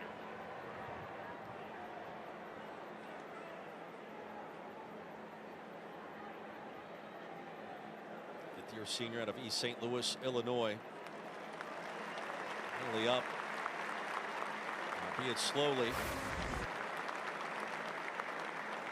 This is really, Roy, the first mistake that I've seen John Mateer make. You know, leading your receiver into a zone coverage. Ty Davis is playing zone. He's reading the quarterback's eyes, and see the incidental contact by Davis as he's going to try to make a tackle. Those are times where you want to try and throw it behind your receiver, or even as a receiver, sit down to avoid that contact. Lewis back to the sidelines. Temple takes over in the red zone. Ty Davis, new life for the Owls after his first interception of this season. And here's where Temple has to respond with a touchdown. Correct, and for me, I don't wait. I don't run pass. I take a shot in the end zone right now. You see 4 DBs deep, so Oklahoma knows that's like likely scenario. Take a shot now. They'll fake the pop pass or the handoff, lofted front pylon. It was caught, but it was out of bounds. Peter Clark, one of the top pass catchers for Evan Simon this season. The tight end at 6'6" has the frame. Did he get 1 foot down? Well, he doesn't get a foot down, but I like the play call. Just needed to be a better pass. Lead Peter Clark. He's 6'6", he's 270. No, he's not the fleetest of foot, but he has a step. So instead of having this back shoulder idea, lead him about a step earlier. Heavy pressure. Dominic Williams. 2nd and 10, a little trickeration. They want to throw it. Buying a little bit of time. Giovanni McCoy. First time we've seen the 2 quarterbacks on the field at the same time today. We were told we would see it fairly often. It'll be 3rd down. It was the first time they've had a real opportunity to be able to get something going offensively. There's been nothing that's worked so far. So now all of a sudden you get a chance to get into your bag as a play caller and start to to draw up some of those plays you've been waiting for in the red zone. Casey Keeler back to the drawing board. Owls gifted the turnover in the red zone by Ty Davis. And Evan Simon pay it off. He'll keep it. No room to run. Corralled quickly behind the 15. Now Dominic Williams again active after the turnover. And heavy penetration with Grayson Halton as well. And I don't like that play call, Roy. You already have a field goal. It's an obvious field goal range. Go back to that bag of tricks and run. You're in the link. Run a Philly special. Run something to try and get the ball in the end zone. The field goal is nearly guaranteed. You're at your own 12 or 13-yard line, at least before the play. So I don't like that play.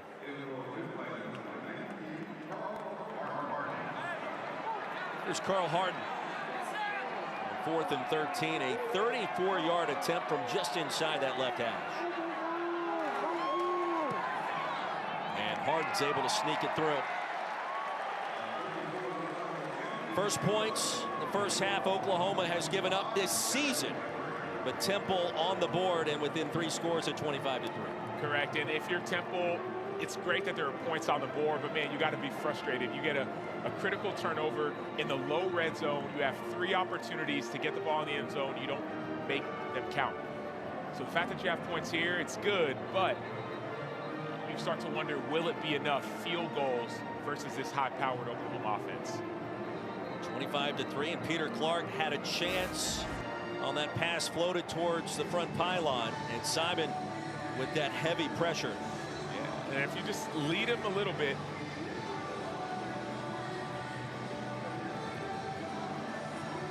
Right into our cameraman, Dirk, who fell backwards. Hazardous job at times, Sam, down there on the football field. Hopefully Dirk will be okay. He's getting some medical attention right now. Dirk's a good athlete, though, so I'm hoping he's strong. That was a hard hit. I want to be close to the field. Hopefully Dirk is okay. You've been on the sidelines for a lot of games before, taking in the action. Has it ever come close? It came too close for comfort. I got hit by a punt in pregame in my face. Today? Not today. No. I was going to say, I kind of want to see it. It was not fun. It hurt. Ensuing kickoff.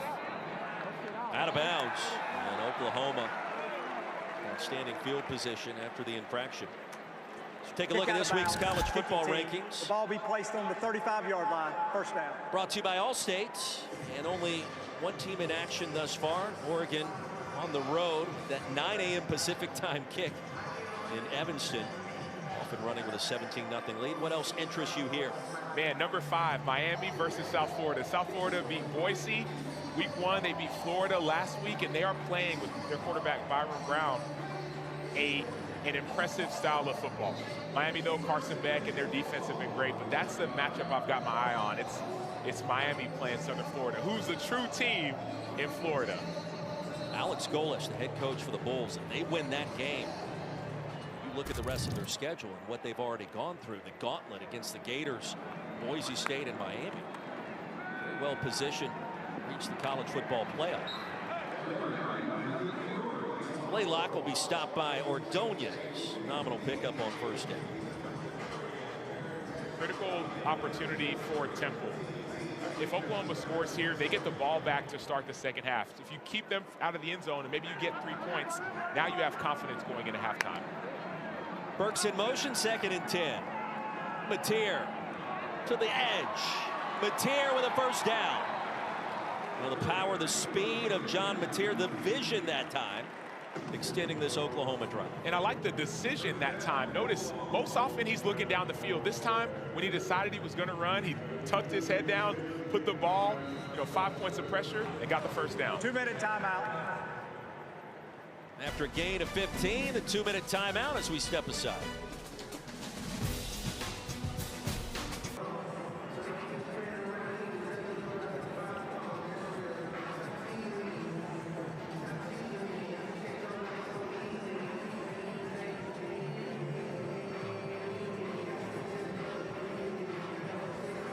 Kevin, we cannot wait here in Philadelphia. Oklahoma on the move from midfield at the end of our second quarter. Sooners with all 3 timeouts remaining. Handoff. Blaylock pushes the pile ahead for a first down. 5'11", 203 pounds. He's played bigger than that frame so far this afternoon. And he's a true freshman, so he's played as if he's been here before. 60 yards in the half. Try to add to that tally, and he will. Blaylock racing out of bounds near the 30. Gain of nearly 9. And Javier Moore, number 15 for Temple, he had the edge. He set the edge, but he stopped his feet. You never want to stop your feet to try to make a tackle. Otherwise, the offensive player is going to dip in and go out, just like we saw Blaylock do. Temple able to cash in the field goal after the interception by Mateer deep in the red zone. First points Oklahoma has given up in the first half this season. Blaylock again back to the well once more on 2nd and short. That's a first down.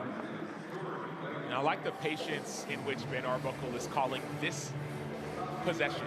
He understands that he could have taken a shot early. He had his opportunity, but he wants to try and run down some of the clock and then get his score. Just efficiency with clock management. I appreciate it. Quarterback at Division II West Texas A&M, Ben Arbuckle, at 29 years old. Architect of this new OU offense. Into the flats, off the screen, Sategna has a little can't miss in him, and another first down. Gain of 14. You mentioned the injuries at wide receiver a year ago for Oklahoma. Really all 5. Officials timeout for an injury. Their top wideouts were banged up. The identity for the offense just totally dissipated. There was a change in coordinator the middle portion of the year. And this year, Salmon looks totally different. It does, and it's part of it is Sategna, part of it is Keontez Lewis, Deion Burks, but the other part of it is the coordinator understanding that I have weapons. I want to get the ball to my weapons quickly. Oh, you did have an injured wide receiver, Keontez Lewis, moments ago. Marilyn, what's the update? Was eventually allowed out of the injury tent by the training staff and did sit on the bench where the wide receivers sit. The staff asked him, do you want to stay or do you want to go ahead and go to the locker room? And they eventually did convince him to walk off the field on his own, and he is in the locker room now. Lewis in the locker room, Blaylock to the edge. With the cut inside the 10. OU imposing its will against this Temple defensive front.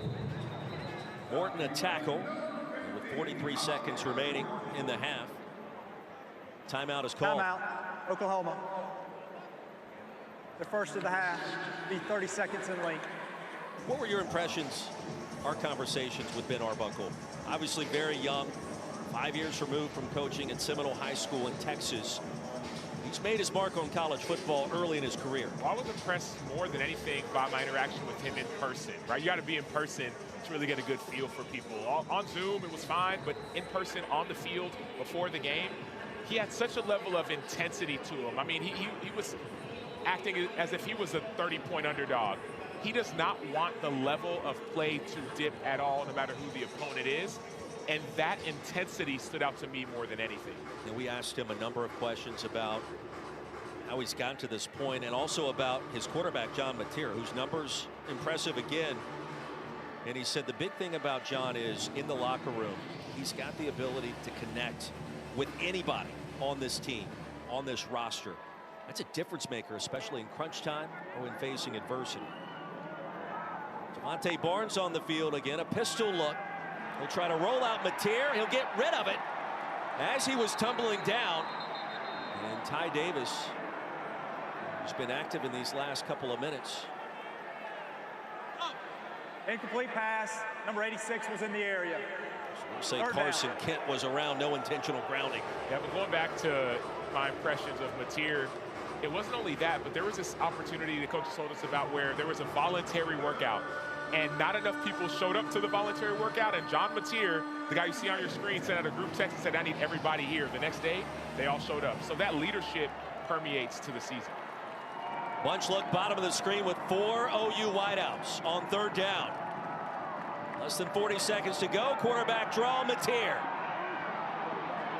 Tries to get to the perimeter, and he cannot. Bumped out hard at the 11. Well, the Temple defense with a stand, and now let's see what Brent Venables wants to do. Roy, I love Mateer's confidence and all the things, but this, to me, looks like a clean and legal hit. But he's taking too many of these. Like, if you start looking at the big picture and the landscape of what Oklahoma wants to do, if he keeps on taking these hits, those can wear and tear on your body. So that's the time where you have to know when it's not there and try to avoid a hit like that. Nate Sandell has already had one long field goal today after a miss last week early against Michigan. Now 2 for 2 in Philadelphia, and the lead back to 25. 29-yard effort is true. John Mateer. Good start on the road in season number 1 in Norman. Remember, he's got one more year of eligibility after this one, and he can do so many different things. His escapability, Sam, on full display. It's almost not fair, because as a defender, you think you have him and you don't. And then you think, okay, he's going to run it, and he doesn't. He passes it, and then he passes it like that. So it just makes you frustrated as a defensive player and a defensive coordinator, because the first thing that you try to do likely will not work. If you take away the run, he's going to pass. Take away the pass, he's going to run. Try to keep him bottled up, he'll be patient enough and just outrun you to the edge. John Mateer is a weapon for this offense. It's amazing to think Mateer and Cam Ward in the same locker room at Washington State 2 years ago. Who knows about the draft status of Oklahoma's new starting quarterback in the future. Cam Ward went number 1 overall, Tennessee Titans. Mateer has a lot of college football potentially in front of him. Yeah, but getting down, out of bounds, for absorbing those big hits could be a big deal this season. We'll talk a lot about him playing, especially in the SEC. You're going to say you're going to be bigger humans hitting you. I remember playing with Colt McCoy and playing against Alabama in the national championship, and he took a big hit by Marcel Darius that injured him for the rest of the game. So these are just things to be aware of as the season goes along.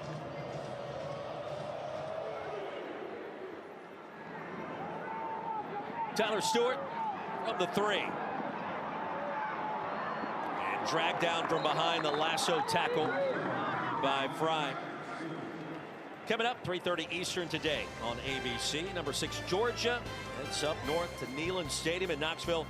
Take on number 15 Tennessee. Then later tonight in primetime, the Florida Gators and Billy Napier, DJ Lagway head over to Death Valley at LSU and Baton Rouge, 7:30. Both games also available on the all-new ESPN app. Florida, Roy, has a gauntlet ahead of them. Their next 3 games are against top 10 opponents, and it's not looking good, at least last week when they played South Florida for the Gators. Casey Keeler content to nail this one down. The final play, the first half dominated by the visitors out of the SEC.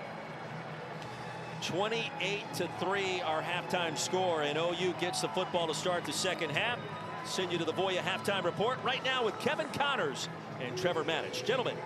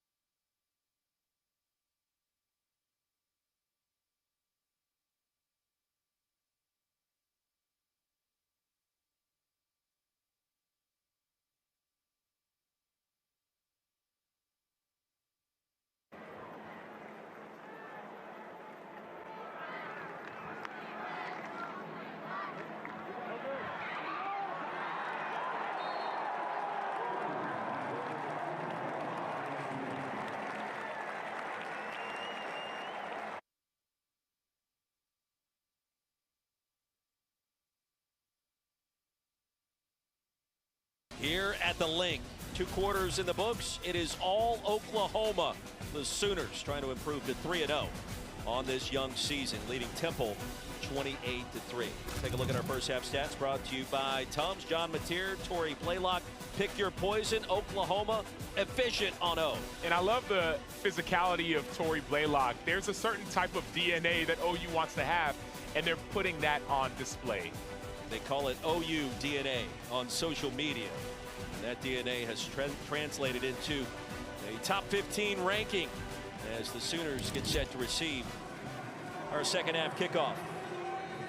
Now Auburn comes to town in Norman next week. Temple will be on the road in the ACC at Georgia Tech. The Yellow Jackets and the Clemson Tigers. And the Mad Dash in Atlanta on the flats right now over on ESPN.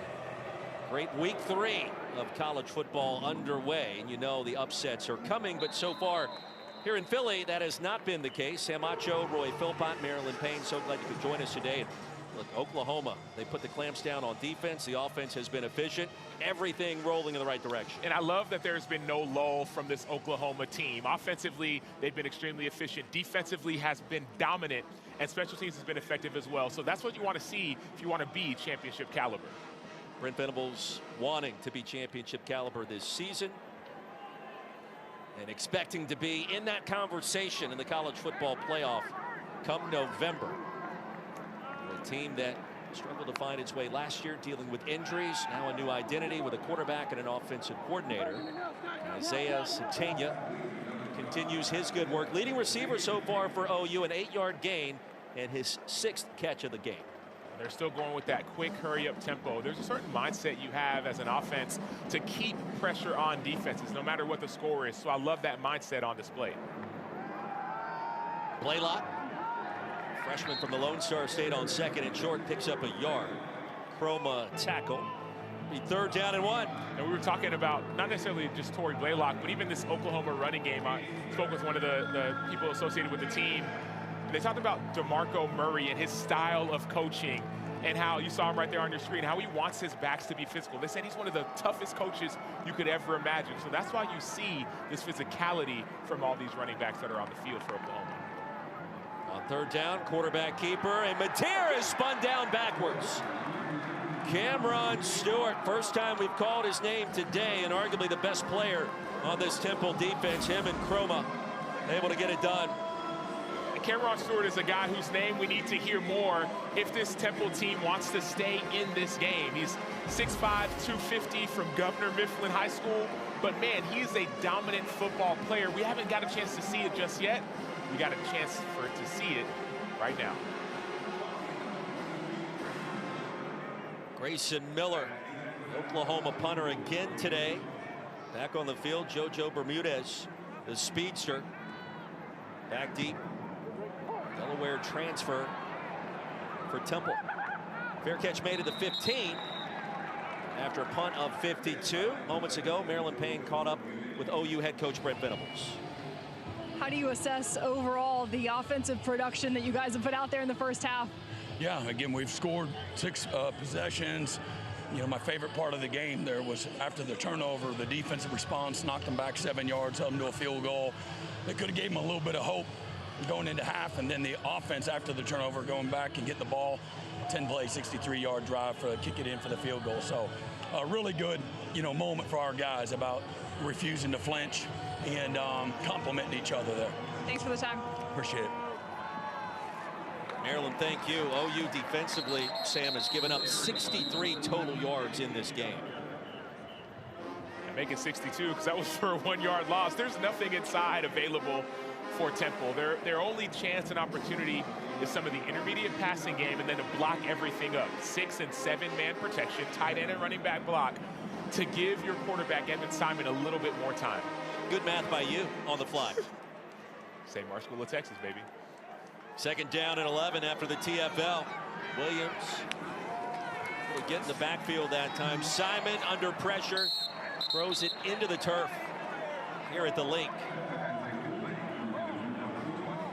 Jaden Jackson, a rude introduction the veteran quarterback for the Owls. Yeah, Jaden Jackson's a guy that a lot of OU fans are excited about. In his second year, he was on one of the all-freshman teams last year. He's a physical human being. So when you turn on the tape with him, he knocks people back with violence. He's got the hair as well. Able to get into the backfield, wreak havoc. Third down and long. Temple has lived in this moment for most of the afternoon. Three-man pressure. Off the twist, Simon sails it out of bounds. Haven't seen a lot of separation with Bermudez and Colin Chase against this Oklahoma secondary so far. Yeah, and that was against one of the younger players, Guillory. He's a true freshman who they're really, really excited about. But it's been all Oklahoma. Whether it's been the defensive line, the linebackers, the corners, they've done a good job of playing together. 5-3 and outs forced by this Oklahoma defense. Satania standing at his own 44. And gets rid of it. Satania going to be tackled quickly and driven down. Sooners get it back, leading by 25 here in Philadelphia.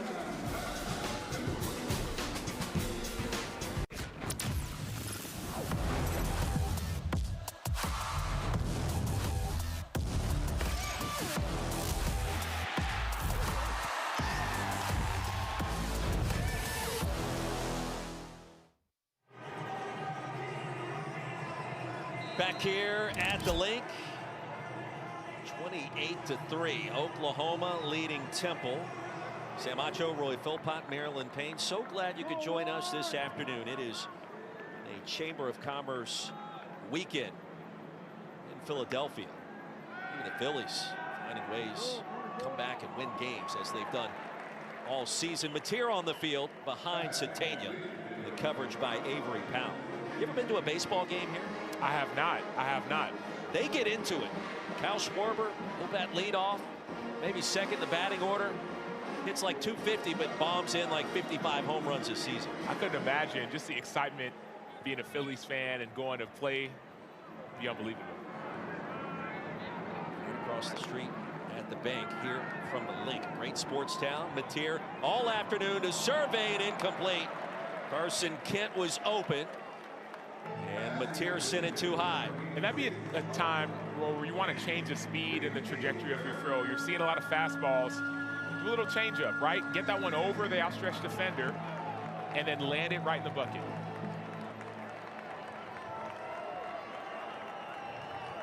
Mateer just 4 incomplete passes in his last 12 attempts. 217 yards through the air. 3rd and 10, pressure, backside, Mateer escapes. Long ways to go. He absorbs the contact, stops short of the line to gain. Cameron Stewart, and another hit with the pressure coming in. That was a great job by Cameron Stewart. He's the right defensive end, number 25. He does a great chop move on the outside to force pressure. Should have been a sack fumble, but once again, John Mateer does his thing and avoids the sack. Still takes the hit. So it's been a punting contest to begin our 3rd quarter. JoJo Bermudez back on the field, as is Grayson Miller. Mateer on the sidelines for Oklahoma. Scored this game a year ago in Norman, 51-3 in the season opener. Just the 3rd overall meeting between these two. The series was penciled in with the contract back in 2016. Joe Castiglione inking that deal for this home and home, and for Brent Venables, you go back to his time in the old Big 12 or the Big 8 back in the day. Kansas State linebacker, and now as the defensive coordinator at Clemson before becoming the head coach at Oklahoma. If you go year by year, Sam, the improvement, points per game, points given up, very similar trajectory to what he did at Clemson, calling plays there. And the key there is in year number 4, Clemson played for a national championship. It's the culture. That's what you get built, not just in year 1 or year 2, but 3 and 4. 2 penalty markers come in on the incompletion. Grayson Halton. Personal foul, roughing the passer with a high hit It's a 15-yard penalty. Automatic first down. Halton got a fingertip on the 32. pass, but the infraction costs OU 15. And here's your Mason Thomas, number 32. He's a dominant edge defender. You see that contact to the head. That's why they're calling that personal foul. Wasn't a targeting, no, but you cannot hit the quarterback high in the head or neck area. Mason Thomas didn't like it, but that's exactly right. 15-yard penalty. That'll move the football up to the 35-yard line. Got to be frustrating for Mason Thomas. He's one of the best edge rushers in college football, but he's not really getting opportunities in this game because of the style of the game. The previous play is under further review for a potential targeting.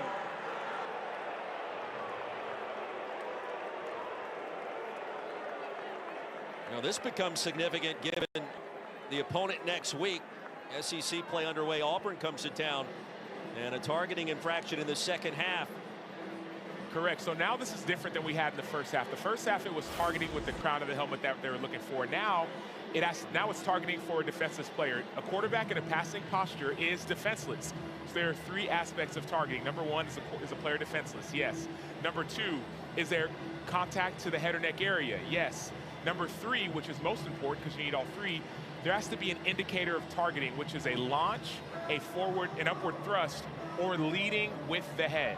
The reason they're going back and looking at this play is they're trying to say, did Mason Thomas lead with his head and that there was forcible contact? That's what they're trying to find. So this is not a crown of the helmet issue. You notice he didn't use his crown, but it is a defensive player. Forcible contact. That's the part that's kind of up in the air, and then leading with his head. Can I ask you the very simple question? Yes. When you watch the replay, does that look like targeting? Well, I'll tell you what, it doesn't feel like targeting, put it that way. It doesn't feel like targeting when I watch the replay because the contact doesn't look forcible. After further review, there was targeting on the play. Number 32 has been disqualified. Coming in the second half, you know what that means for next week? That means he's out the first half versus Auburn. Huge, huge issue. Now, let's start with the targeting first. We talked about it. So it was a defenseless player, quarterback in a passing posture. They did consider the contact forcible, and the last piece was that Mason Thomas led with his head because he didn't launch, nor was there an upward thrust. So that's why they called that play targeting. Didn't feel like targeting to me, but it looked like targeting to the officials. Right here, we're going to see the leading with the head. They call that forcible. That's why they're making the call. But now moving forward, Auburn is not Temple. What I mean by that is Auburn, they're going to try and throw the ball as well. Mason Thomas is a pass rusher being out for the first half is going to be huge. After the penalty, the targeting, Thomas this afternoon is done. Masigo makes a tackle here after a 1-yard gain.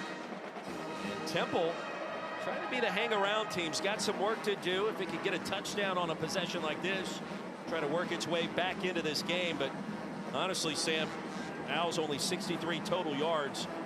Oklahoma has held Temple at arm's length since the opening kickoff. 25-point lead. SEC versus the American. And Worthy trying to go back against the grain. No avail. Loss of 2. The tackle by Wine. Well, I just want to put a button on the Mason Thomas convo. Maybe we'll continue it. He was not a factor in this game. Not because he's not a good player, but because Temple hasn't had a lot of plays and they weren't going to pass it very much. But for Hugh Freeze and that offense that does run a lot of run-pass option, I get it. Jackson Arnold, he's more of a runner. But that will be a big loss for the first half next week. Jackson Arnold, former Oklahoma quarterback, coming back to Norman after needing a change of pace after last season. 3rd down and 11. Penalty marker comes in. The pass will be spotted Holding. 2 yards short. Number 71 offense. That's a 10-yard penalty. We'll replay 3rd down. Jacoby Hills. Instead of 4th and 2, it'll now be 3rd and even longer for Casey Keeler's team. It's got to be frustrating because as soon as you start getting a little bit of momentum and things starting to lean your way, you just go backwards over and over and over again. Sometimes it's because of the defense. Sometimes it's because of you. That's a holding penalty. It's not just a tackle for loss or an incomplete pass. You're beating yourself at times, and that's the frustrating part for Casey Keeler. 3rd and 21. Evan Simon, 8 of 17 passing. He's been sacked twice. OU with 8 tackles behind the line of scrimmage. Dump it off. Racing out of bounds is Bermudez. Just a 5-yard gain. And the punt team will try it on the field. The Temple Owls. Roy, I will say this.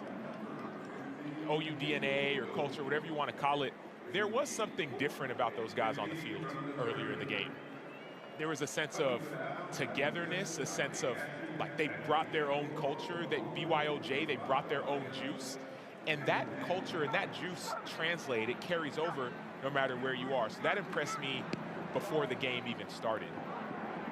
7 straight stops on 3rd down for the Oklahoma defense. Sategna the fair catch. After a punt of 34, Sooners get it back.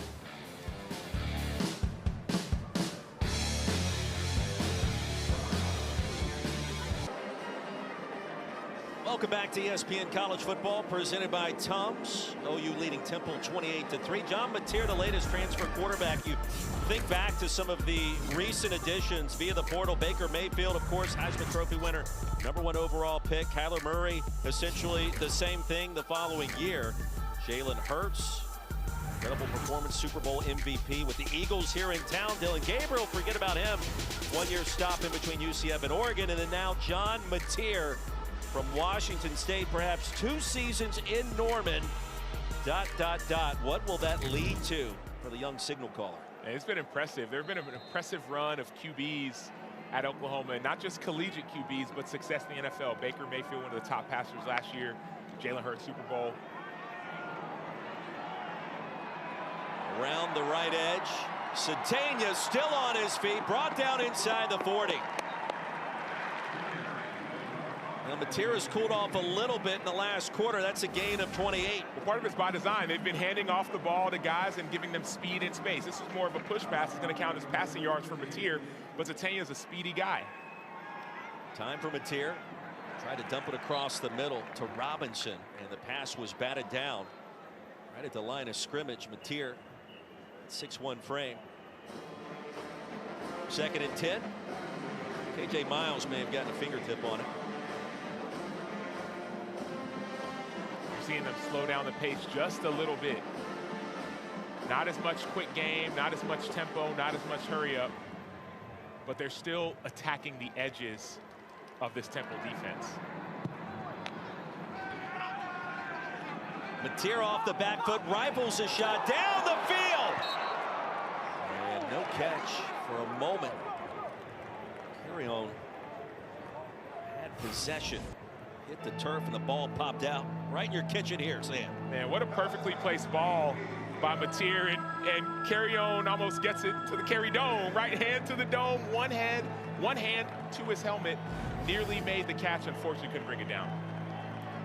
Good news is our cameraman Dirk, that was not him involved in that play after what transpired in our first 2 quarters. Mateer 2 of 3 on 3rd down for those 35 yards. 3rd and 10 here. Sooners in control, looking for more. Mateer, Kanak, 1st down and goal. Well, Kanak, you remember a year ago against Temple, had the fumble return as a linebacker for a touchdown. He's been active on offense today. And he's in man-to-man. Look at him, just winning man-to-man coverage. Runs a simple corner route. He stacks the defender, Powell, and makes a play. That's impressive for a guy who used to play defense. 4 catches, 86 yards today. Jaren Kanak, the big personalities on the Sooners roster. That corner and incomplete. Carrion was the intended target. Castleberry in coverage.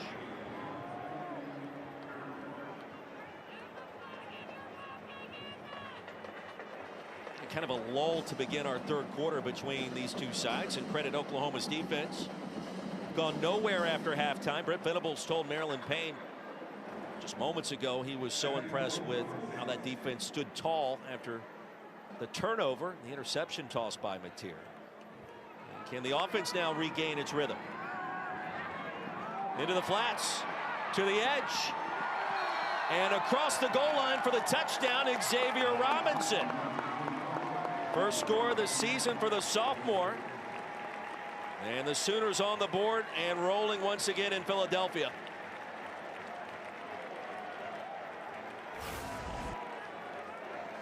Love the play by Mateer. He's fading away. He knows that Robinson has an edge on the defense, and Robinson just catches the ball and doesn't try to cut back and use his power or strength. No, just run to open grass, stretch that ball in front of the end zone, and get a score. Tate Sandell.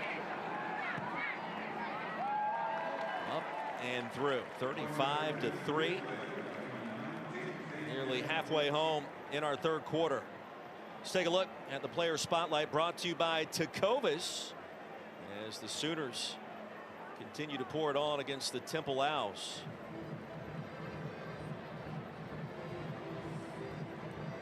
And it is Jaren Kanak, a multi-talented tight end, former linebacker. Not only the 4 catches today for 86, the 2-point conversion.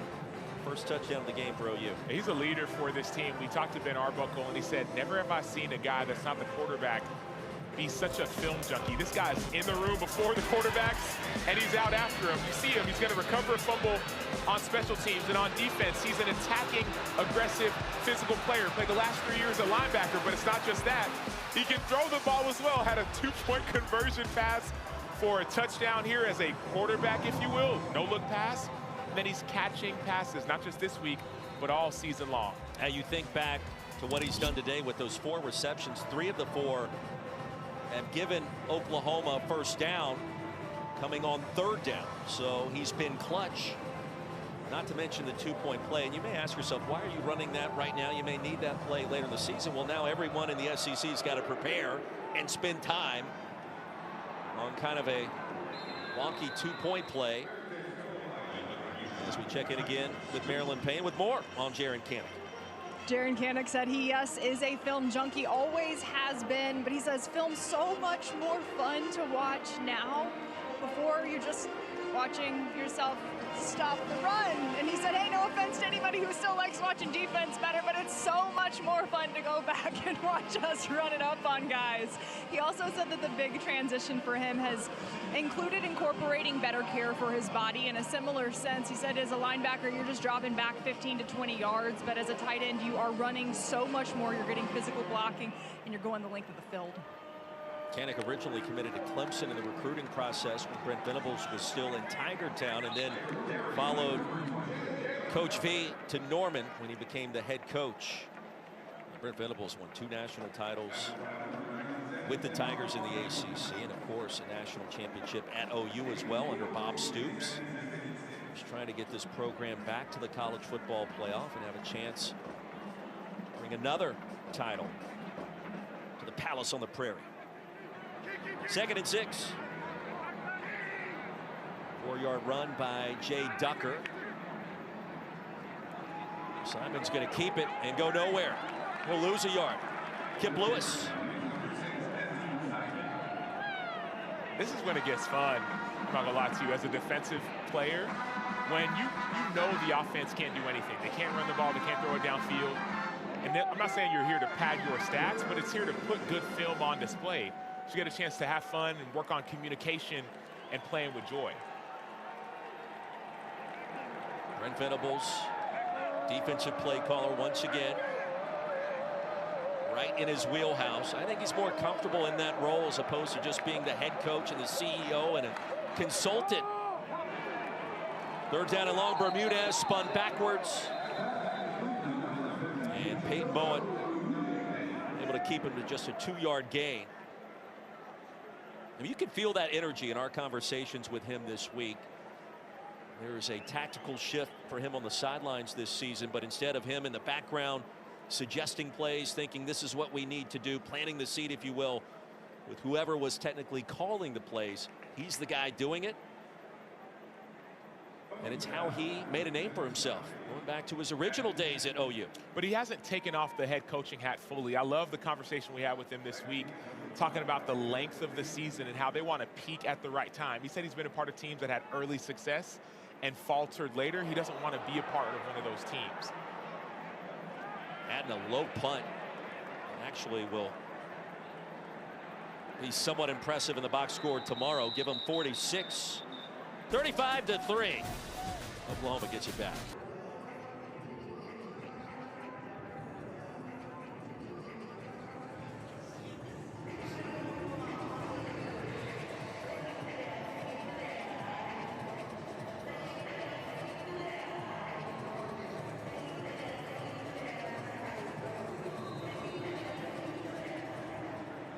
Bobby Dodd Stadium certainly coming alive with Clemson in town for the first time in 5 years. That's been a nail biter. Sam Acho, Roy Philpott, Marilyn Payne back in Philadelphia.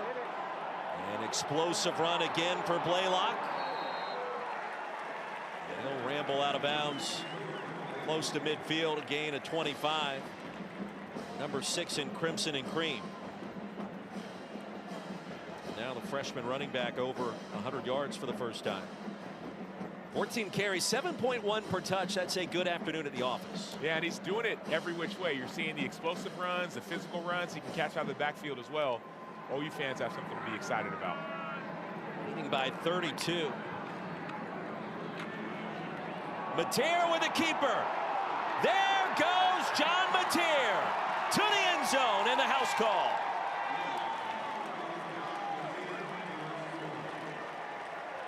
Now he came into this game as a leading rusher for the Sooners. 51 more yards there in the score. Yeah, you're going to see a great block by number 71, Logan Howland, who's filling in for the true freshman, Michael Fasusi. Zone read. The defense doesn't do their job. They think it's going to be handed off because it has been over and over and over again. And Mateer explodes for a big play. 41-3. 5:04 remaining in our third quarter. Oklahoma defense that's yielded just 71 yards today. Offensively, nearly 450, with Mateer now accounting for the 4th rushing touchdown of this game. Well, when they say untouched, we're serious about that. Logan Howland's on the edge, number 71. He's filling in. He just stays on his guy. Look at him just turn it, and it's wide open. Derek Simmons, number 66, the right tackle who pulled around, leads the way. Unfortunately, he can't keep up. He's 6'5", he's 300. You're not John Mateer, but you don't have to be. Unbelievable job by this offensive line scheming up the perfect play at the right time. A lot of Javante Barnes, Torrey Blaylock, and John Mateer, the quarterback from Washington State. Think back to his time there just 2 years ago. Him and Cam Ward in that same locker room on the Palouse. Future #1 overall pick in the draft, and now a junior in John Mateer. A lot of college football left in front of him. Marilyn Payne, the question is, why did Mateer follow Cam Ward down to Miami from Wazoo? Told him a lot once he hit the transfer portal, and he said, Cam didn't tell me to go to Miami because he knew I wouldn't. John Mateer said he wants to carve his own path. He does not want to be the next Cam Ward. So I said, how do you feel if we give you the comp on the broadcast? He started laughing, and he said, yeah, I'll take it after what he did last year, though. Who's not taking a comp of a #1 overall pick? Titans had a chance to pull off an upset at Denver in week 1. Couldn't do it. Ward was under pressure, and that went back into the end zone awkwardly for the touchback. The WNBA playoffs tip off Sunday. Once again, we'll have all 4 first-round matchups. Same format as the last few years. Best of 3 in each series. Valkyries and Lynx begin at 1 Eastern on ESPN, with Fever and Dream at 3 o'clock on ABC. Storm Aces tip at 10 Eastern. Liberty Mercury coverage starts at 5 Eastern. Both games on ESPN to wrap up the day. All 4 also available in the all-new ESPN app. Nafisa Collier, what a season she has enjoyed, and perhaps 50, 40, 90. What a season with those efficiency numbers there. Could she be the MVP? Or will it be Asia Wilson once again? Owls get it back after the John Mateer touchdown. Worthy has tackled Omosigo after a gain of 4. Talking about putting on a performance, this Oklahoma defense has 7 3-and-outs. That's more than the first downs they have allowed by Temple. Only 4 first downs allowed. So this is a clinic on how to shut down an opponent. I didn't realize you had beef with tight ends. We've discovered that today. Oh, yeah, I still got beef. You know, I played a little bit of tight end in high school, tight end and defensive end. What happened? I was better at defense. It was a lot more fun. You like to hit. Yes. Simon, a back shoulder toss and incomplete. Peter Clark, second time he's been targeted today. And the coverage by Owen Heineke, the walk-on former lacrosse standout from Ohio State. I got beef with lacrosse players, too, I ain't gonna lie to you. Let me tell you why. Because in high school, our football team, all the guys on football started to all play lacrosse and stopped playing football. And our head coach, I'm not going to say his name, but you can look it up. Our head coach was also coaching lacrosse, and his focus shifted. And I'm like, dude, I want to go to the NFL or college or something. So tight ends and lacrosse players are two groups of people I have beef with. I think it worked out quite well for you regardless. Brent Venables said lacrosse players are tough, except he used a different selection of words in describing it. Omosigo able to bat that one down, and Heineke, he's got a lot of football left in front of him this year. The transfer from Ohio State, and he played lacrosse for the Buckeyes just 4 years ago, Sam. And to be honest, to be a lacrosse player, you have to be extremely athletic, which he is. Great hand-eye coordination, which he has. And also you have to be tough and physical. He has that aspect to his game as well. Transferred from Ohio State, was a lacrosse player there. Now he's making plays for the Sooners. Atten off the side of the foot on a 45-degree angle straight out of bounds. It was grabbed down there cleanly.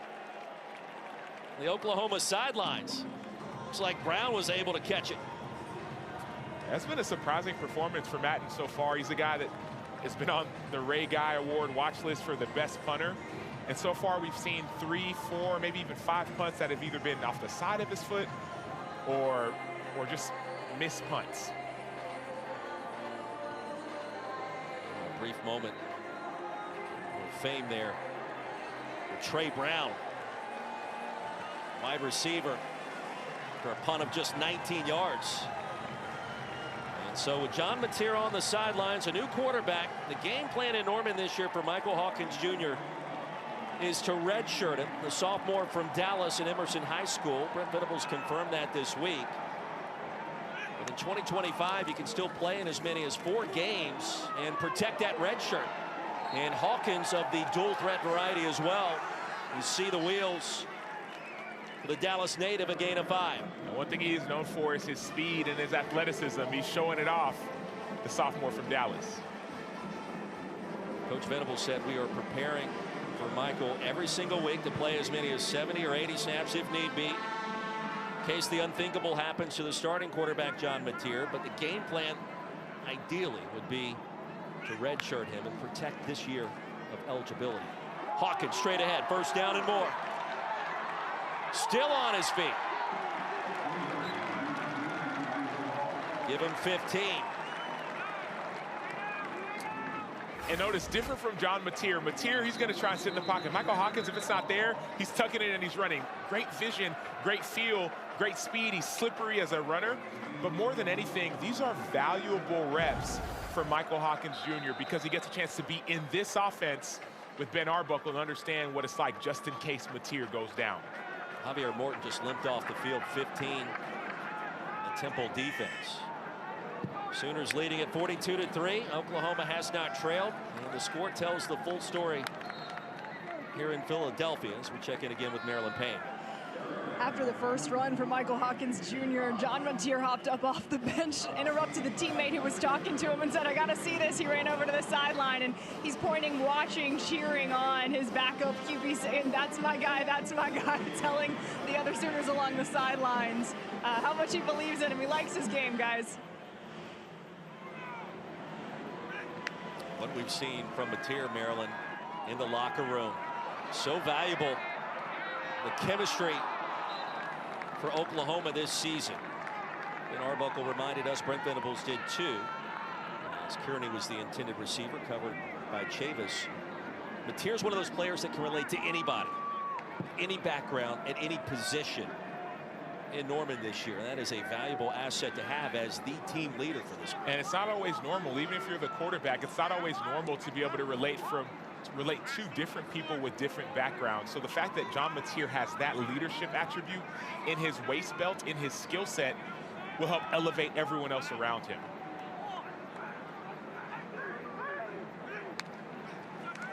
3rd and 10. Hawkins.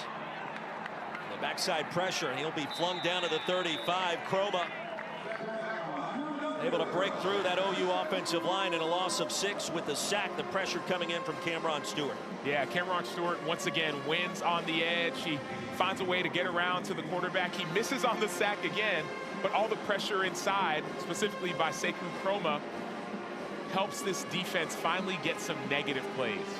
So here comes Austin Welch. Kennesaw State transfer.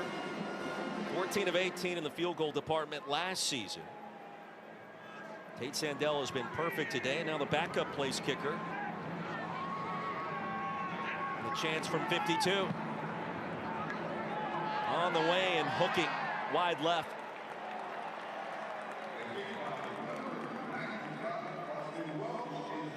Welch off the mark, 42-3. Remains our score with 96 seconds remaining here in our 3rd quarter. Well, Brent Venables always active and excited, especially the way his team has performed so far this season. Sam, you watched today. We saw what happened last week against Michigan. Auburn comes to town next week to Norman, and this is a team that is on a trajectory that is trending upwards. Well, if you look at their schedule to start the season, they were ranked to have the toughest schedule out of anyone in all of college football. But as you see some of the way their opponents are playing and the way that they're playing, specifically defensively, you start to favor them more in some of these matchups. You got Auburn next week. You have Texas a few weeks after that. So I'm excited about this Oklahoma football team. John Mateer is doing his part, but the defense finally looks like a Brent Venables defense. Well, the schedule, I agree with you. I think that if you look at the FPI, all the indices out there, rating teams and projecting ahead. Good word, indices. The deeper we get into this season, I think the more OU is going to be favored. But the schedule, all 8 conference foes are ranked in the top 25 currently. Yeah, but to your point, okay, you got Auburn, you got Jackson Arnold. Yes, he's coming back, but more than anything, that Texas game, Arch Manning's still trying to get his feet under him. So if this defense can play the way that they're playing and they played last week, could be tough for Texas. South Carolina, the team they play after Texas as well, Lenore Sellers is still an elite level quarterback, but the weapons around him seemingly have diminished. So that's what I mean when you get more excited about what Oklahoma's doing and what people around Oklahoma aren't doing. Ole Miss, Austin Simmons, their star quarterback is injured. Maybe he's going to play, maybe he's not. So there's so many question marks with their opponents, though they have those top 25 numbers behind them. Could be the final play of our 3rd quarter. Temple just 1 for 12 on 3rd down, 0 for its last 9. Right at the chains. That should be enough for Colin Chase. Shoved out by Powers. And the Owls with a brief spark on offense here at the end of the 3rd. Now, schedule aside, this team looks and is acting different to start 2025 compared to just 1 year ago. And it starts to feel more like what we saw out of Oklahoma 2 years ago when Brent Venables' team won 10 games.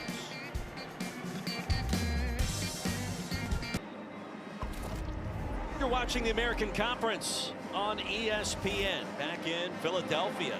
League already with a couple of impressive upset wins this year. South Florida and Army come to mind, but not the case today. Oklahoma ranked 13th, leading Temple 42-3. Nearly pitching a shutout. Sam Acho, Roy Philpott, Marilyn Payne. 15 minutes to go. It has been the John Mateer show, but once again the OU defense back to its dominant ways.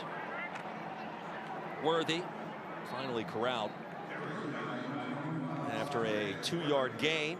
Taylor Wine the tackle. Well, later today you got South Florida trying to continue its winning ways against Miami. And then Duke travels to Tulane. The return of Darian Mensah to Yulman Stadium in primetime tonight right here on ESPN2. That's got some juice, Sam. It does. Manny Diaz coaching up that Duke team and their defense. It's going to be a fun matchup with John Summerall and the Tulane team.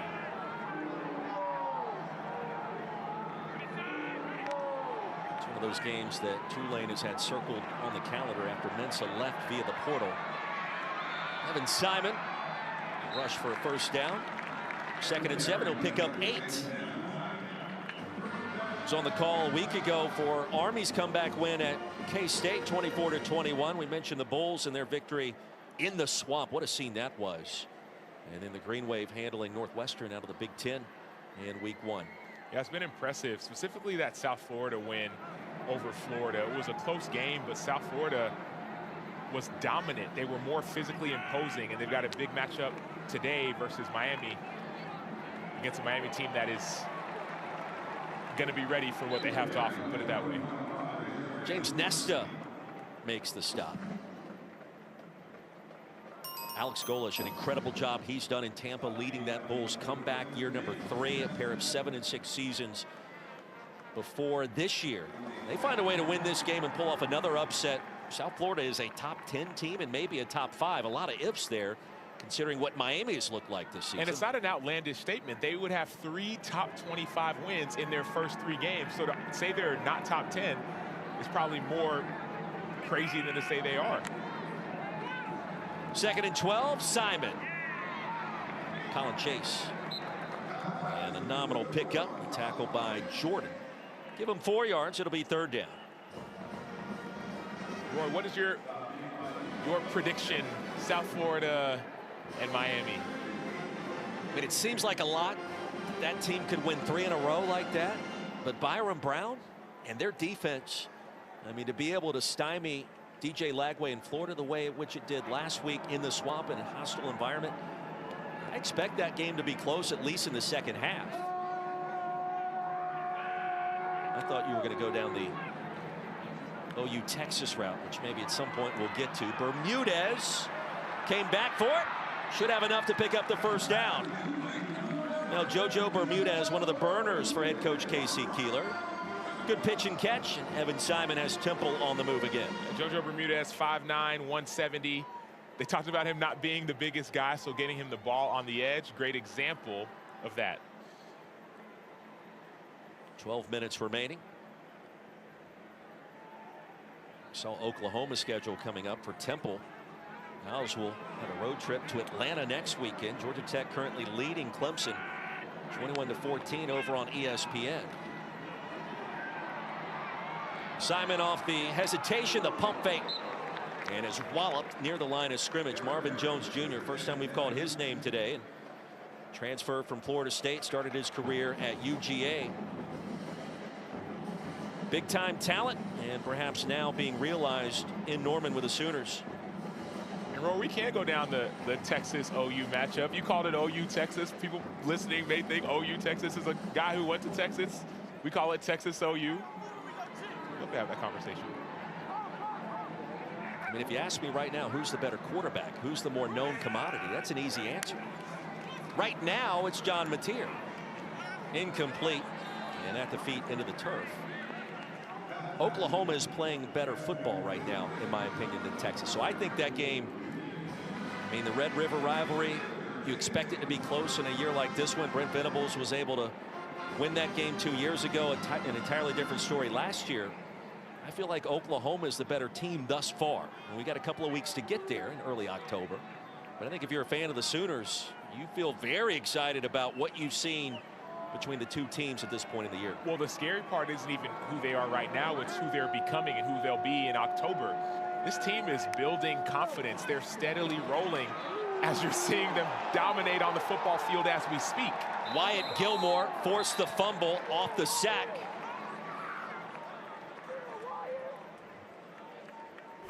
You see Wyatt Gilmore coming off of the edge. Look at you see 7 guys up while Gilmore is unblocked. Not only does he get the sack, but he gets the fumble. So that's a sack, that's a tackle for loss, and a fumble. The last thing you want to try to do is recover it.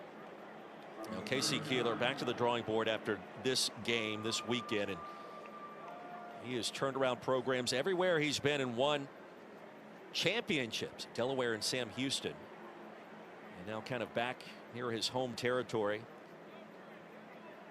He's got his house, was able to move into it finally just yesterday is what he told us, and he's been living in a hotel trying to get everything settled. Timeout, Temple. See what he can do the rest of this season as we step aside in Philadelphia.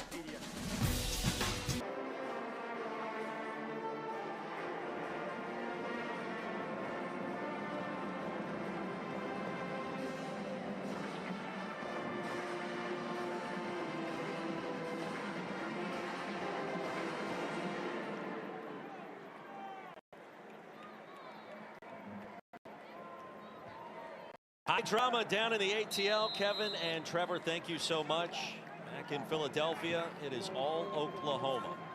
John Mateer's afternoon has ended. Michael Hawkins Jr., the Oklahoma quarterback in the Sooners' last possession. Sam Acho, Roy Philpott, Maryland Payne. Satania the fair catch, and a timeout at the link.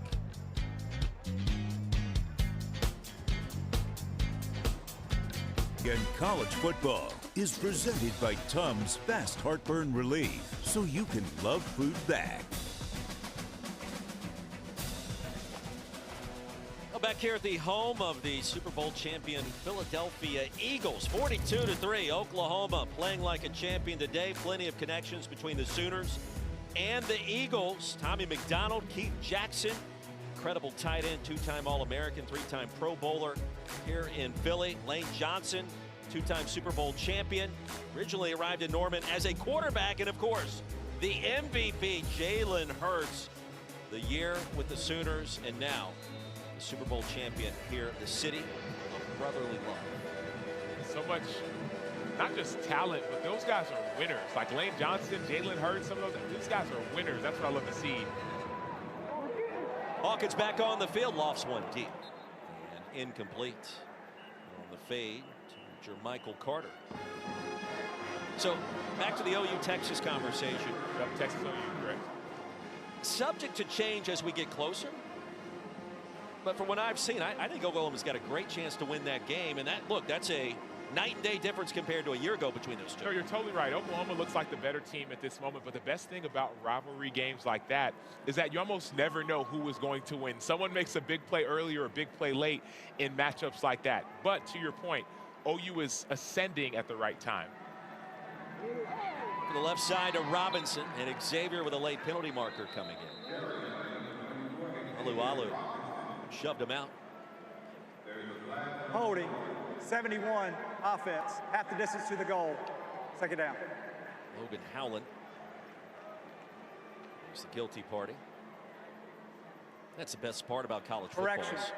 The holding foul has been declined. It will be third down. Third and long coming up for the Sooners. We'll get to that game, and the storylines and narrative could have shifted multiple times. Yeah, and even better, just matchups like that, rivalry games like that, you never know who's going to be the hero. You never know who. A couple years ago, we saw Dylan Gabriel become the hero with some of his quarterback red zone runs. And you've seen block punt, you've seen special teams, you've seen punt return touchdowns, kick return touchdowns. So those are some of the most exciting times these players played against each other in high school. Now they're doing it in college. Hawkins steps up, eludes the pressure, tripped up short of the 10. Thinking out loud for one more moment on that. Mateer versus Manning. And that'll get the blood boiling a little bit for America. I mean, everybody's going to be talking about that quarterback match. But as much as they'll talk about the matchup, it's the defenses that are going to matter in that game. It's going to be Brent Venables trying to do what Matt Patricia was able to do at Ohio State and just confuse Manning. It'll be Michael Taft, the All-American, preseason All-American safety, going to try to slow down John Mateer. Those are the matchups I'm excited about. Sooners will get Auburn next week. The return of Jackson Arnold, then Kent State, and then all eyes turn into the Metroplex, October 11th. Got an open date sandwich in at the end of September, a little bit of a respite. Joe Bermudez steps out short of the 45 upon a 56. A return of 8 with 8:37 to go here in Philadelphia. In Knoxville, Sam Acho, Roy Philpott, Maryland Payne. Back in Philadelphia, this Oklahoma defense has yielded just 19 points all season. Johnny McCoy in at quarterback. And on first down over the left side. Short game. Give him 2. And Hunter Smith. Take it second down and 8. McCoy, the transfer quarterback, driving in. Oregon State. Spent some time at Idaho. And Tyler Walker, current offensive play caller for Temple, was able to see him several occasions. He was at Montana State, meeting at the quarterback deep in the backfield. Tyler Heim and Taylor Wine able to bring him down. Yeah, when you go side to side, the best way to attack that is defense is going downhill. There's all this motion and all this window dressing, and neither Heim nor Wine care about the window dressing. They're going to try to get as much penetration as possible to make you second guess if you should run plays like that again. It's a mouthful there. Taylor Heim and Taylor Wine. At the end of the day, it's the 11th tackle for loss. And this Sooners defense showing pressure again. Brent Venables has not taken his foot off the gas. And McCoy, a dangerous toss.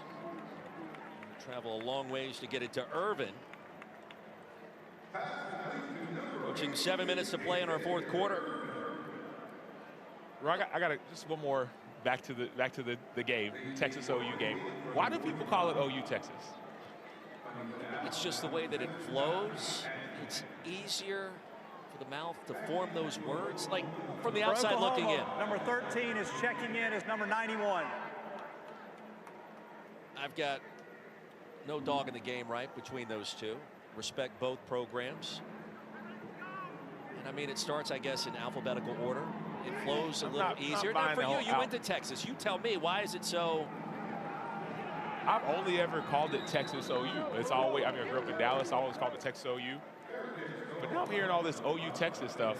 I'm like, dude, where is this from? And then generally speaking, people say OU Texas. I'm like, I get an OU person, but. Well, we don't want to look too far ahead because it's Auburn next week, and Hugh Freeze and Jackson Arnold going to have a lot to say about what happens before that matchup in the Metroplex. And of course, Jackson Arnold started his OU career 2 years ago. Last season, all the injuries, change in offensive play callers mid-season.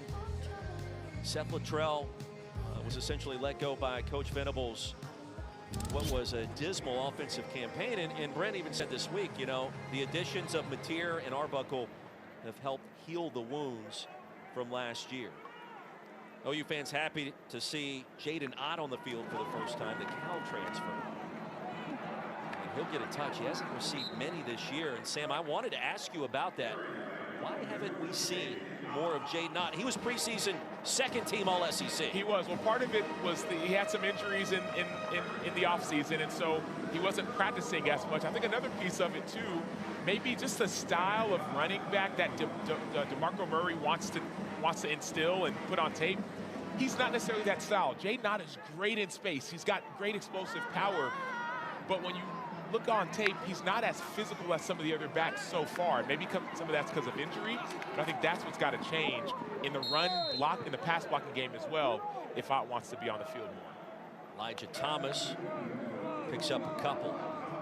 Jaden Ott at Cal, awfully impressive. He battled an ankle injury a year ago in a team that won at Auburn. They'll see the Tigers next week, but you go back 2 seasons ago, 14 total touchdowns, more than 1,300 rush yards at Berkeley. He's explosive. He's extremely explosive, but maybe it's the injury, also the style, maybe it's some of the pass blocking as well. All those things matter to not only play in this offense or play for DeMarco Murray, but to be a complete running back. Shoulder injury in preseason camp, that really limited his development this season. You mentioned the ankle last year playing for the Bears in the ACC. He entered the transfer portal, and it came down to OU and Georgia. And at that point in time, he leaned in the direction of Brent Venables' club, obviously.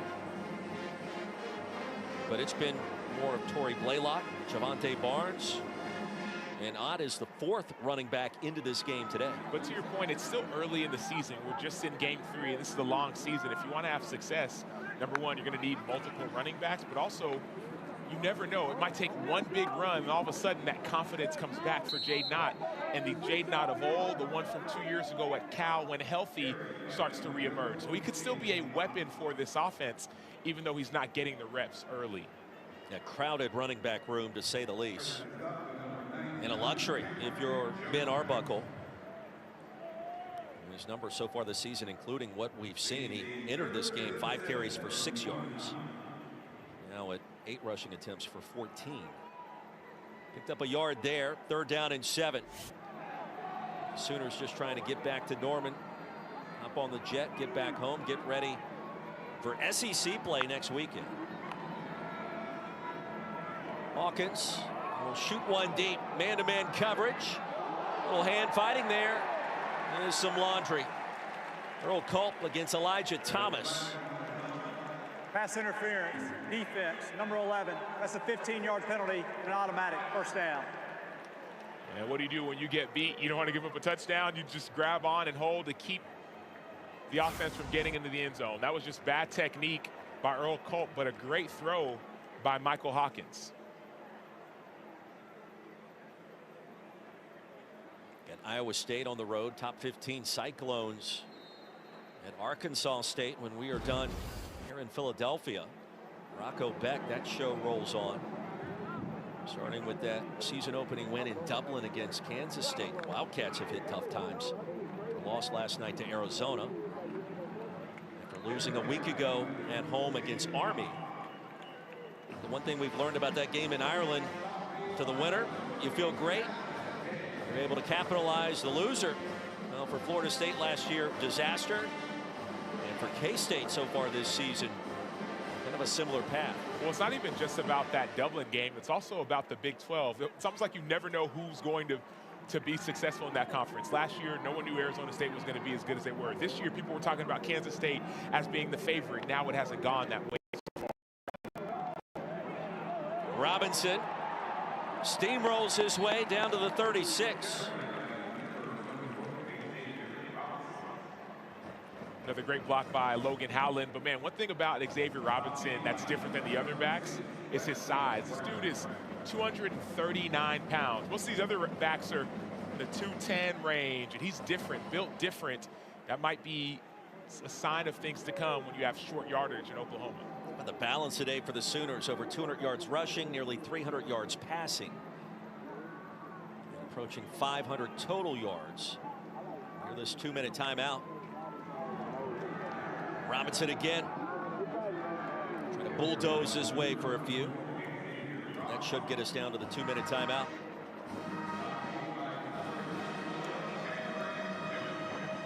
So Auburn, Jackson Arnold. Could be some drama this week. There's going to be some feelings this week. And look, Brent Venables has said all the right things. It just didn't work out last season. Not the way that anybody had hoped for. The injuries, the changes. He still has a ton of respect for the Arnold family and for Jackson himself. We do have breaking news to tell you about. The studio is going to tell you how it ended in Atlanta after this.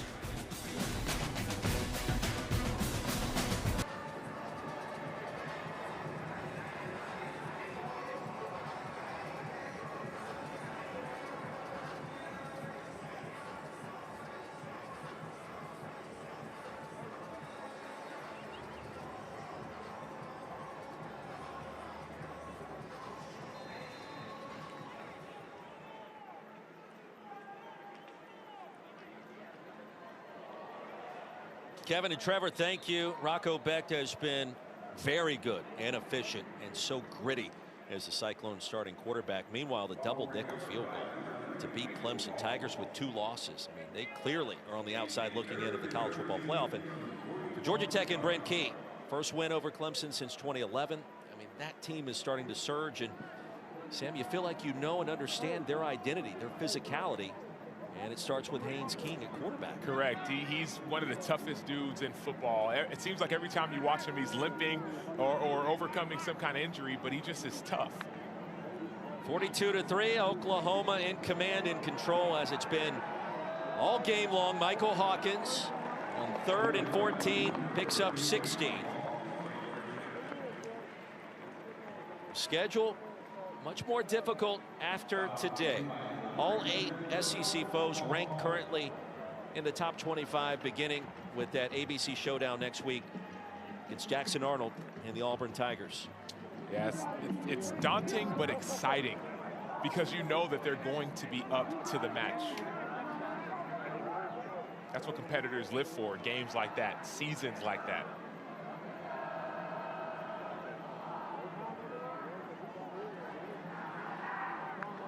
Should be the final snap of the ball game. Robinson try to get down, and he does. And the Sooners continue their impressive romp through the early portion of this schedule in 2025. 42-3, our final score in Philly. Brent Venables, year number 4, calling ball plays on defense. He's got a quarterback, he's got an offense, and he's got a ball team that's going to do some damage this season. Yeah, this team is trending in the right direction. And this matchup means more than people may think. Sure, it's Temple, it's 42-3, but we would always say that the standard is the standard. You never want to play up or play down to your competition. You fall to the level of your systems, and the system is running effectively for OU. John Mateer, 20 of 34 passing for 282 yards, a touchdown, the interception. And he also had the 51-yard touchdown run to open up the scoring in our second half, and he is with our Maryland Payne. John, how do you feel your offense grew today? I feel like we got one game better. You know, it wasn't our best, and we're still striving for that, you know, but we got one game better, and we were able to run the ball there at the end. Yeah, you mentioned it, more than 100 yards for Torrey Blaylock. How does that type of run game enhance what you can do down the road? Yeah, if you establish a run game, you can open up the pass, and that's just how football is. And he's done a great job. I'm a true freshman. He's making plays, and we love him. How about this defense denying a touchdown? How do they enable what you do when you're out there? It's a team game, and they are good. They are very good, and they swarm the ball, and they're violent, and that's how they like to play. And we appreciate them, and we love going against them in practice. The violence will perhaps need to continue as you start SEC play next week. What will be the focus on your side of the ball as you prepare for conference play? Just keep bringing the physicality, establishing the run, and knowing their scheme just like we know ours. That's what it is. Thanks for the time. Congrats. Thank you. 42-3, final score once again in Philadelphia. Rare trip to the East Coast for number 13, Oklahoma. Sam, final thoughts? This is an impressive win, but more than anything, an impressive team that seems like they're up to the match. They got the quarterback, they got the defense, a stable of running backs. I'm excited about the Sooners. 42-3, Oklahoma now 3-0. SEC play coming next week back in Norman as Auburn comes to town. Let's get you back to the studio. Caught up on all the action with Kevin Connors, Trevor Manich.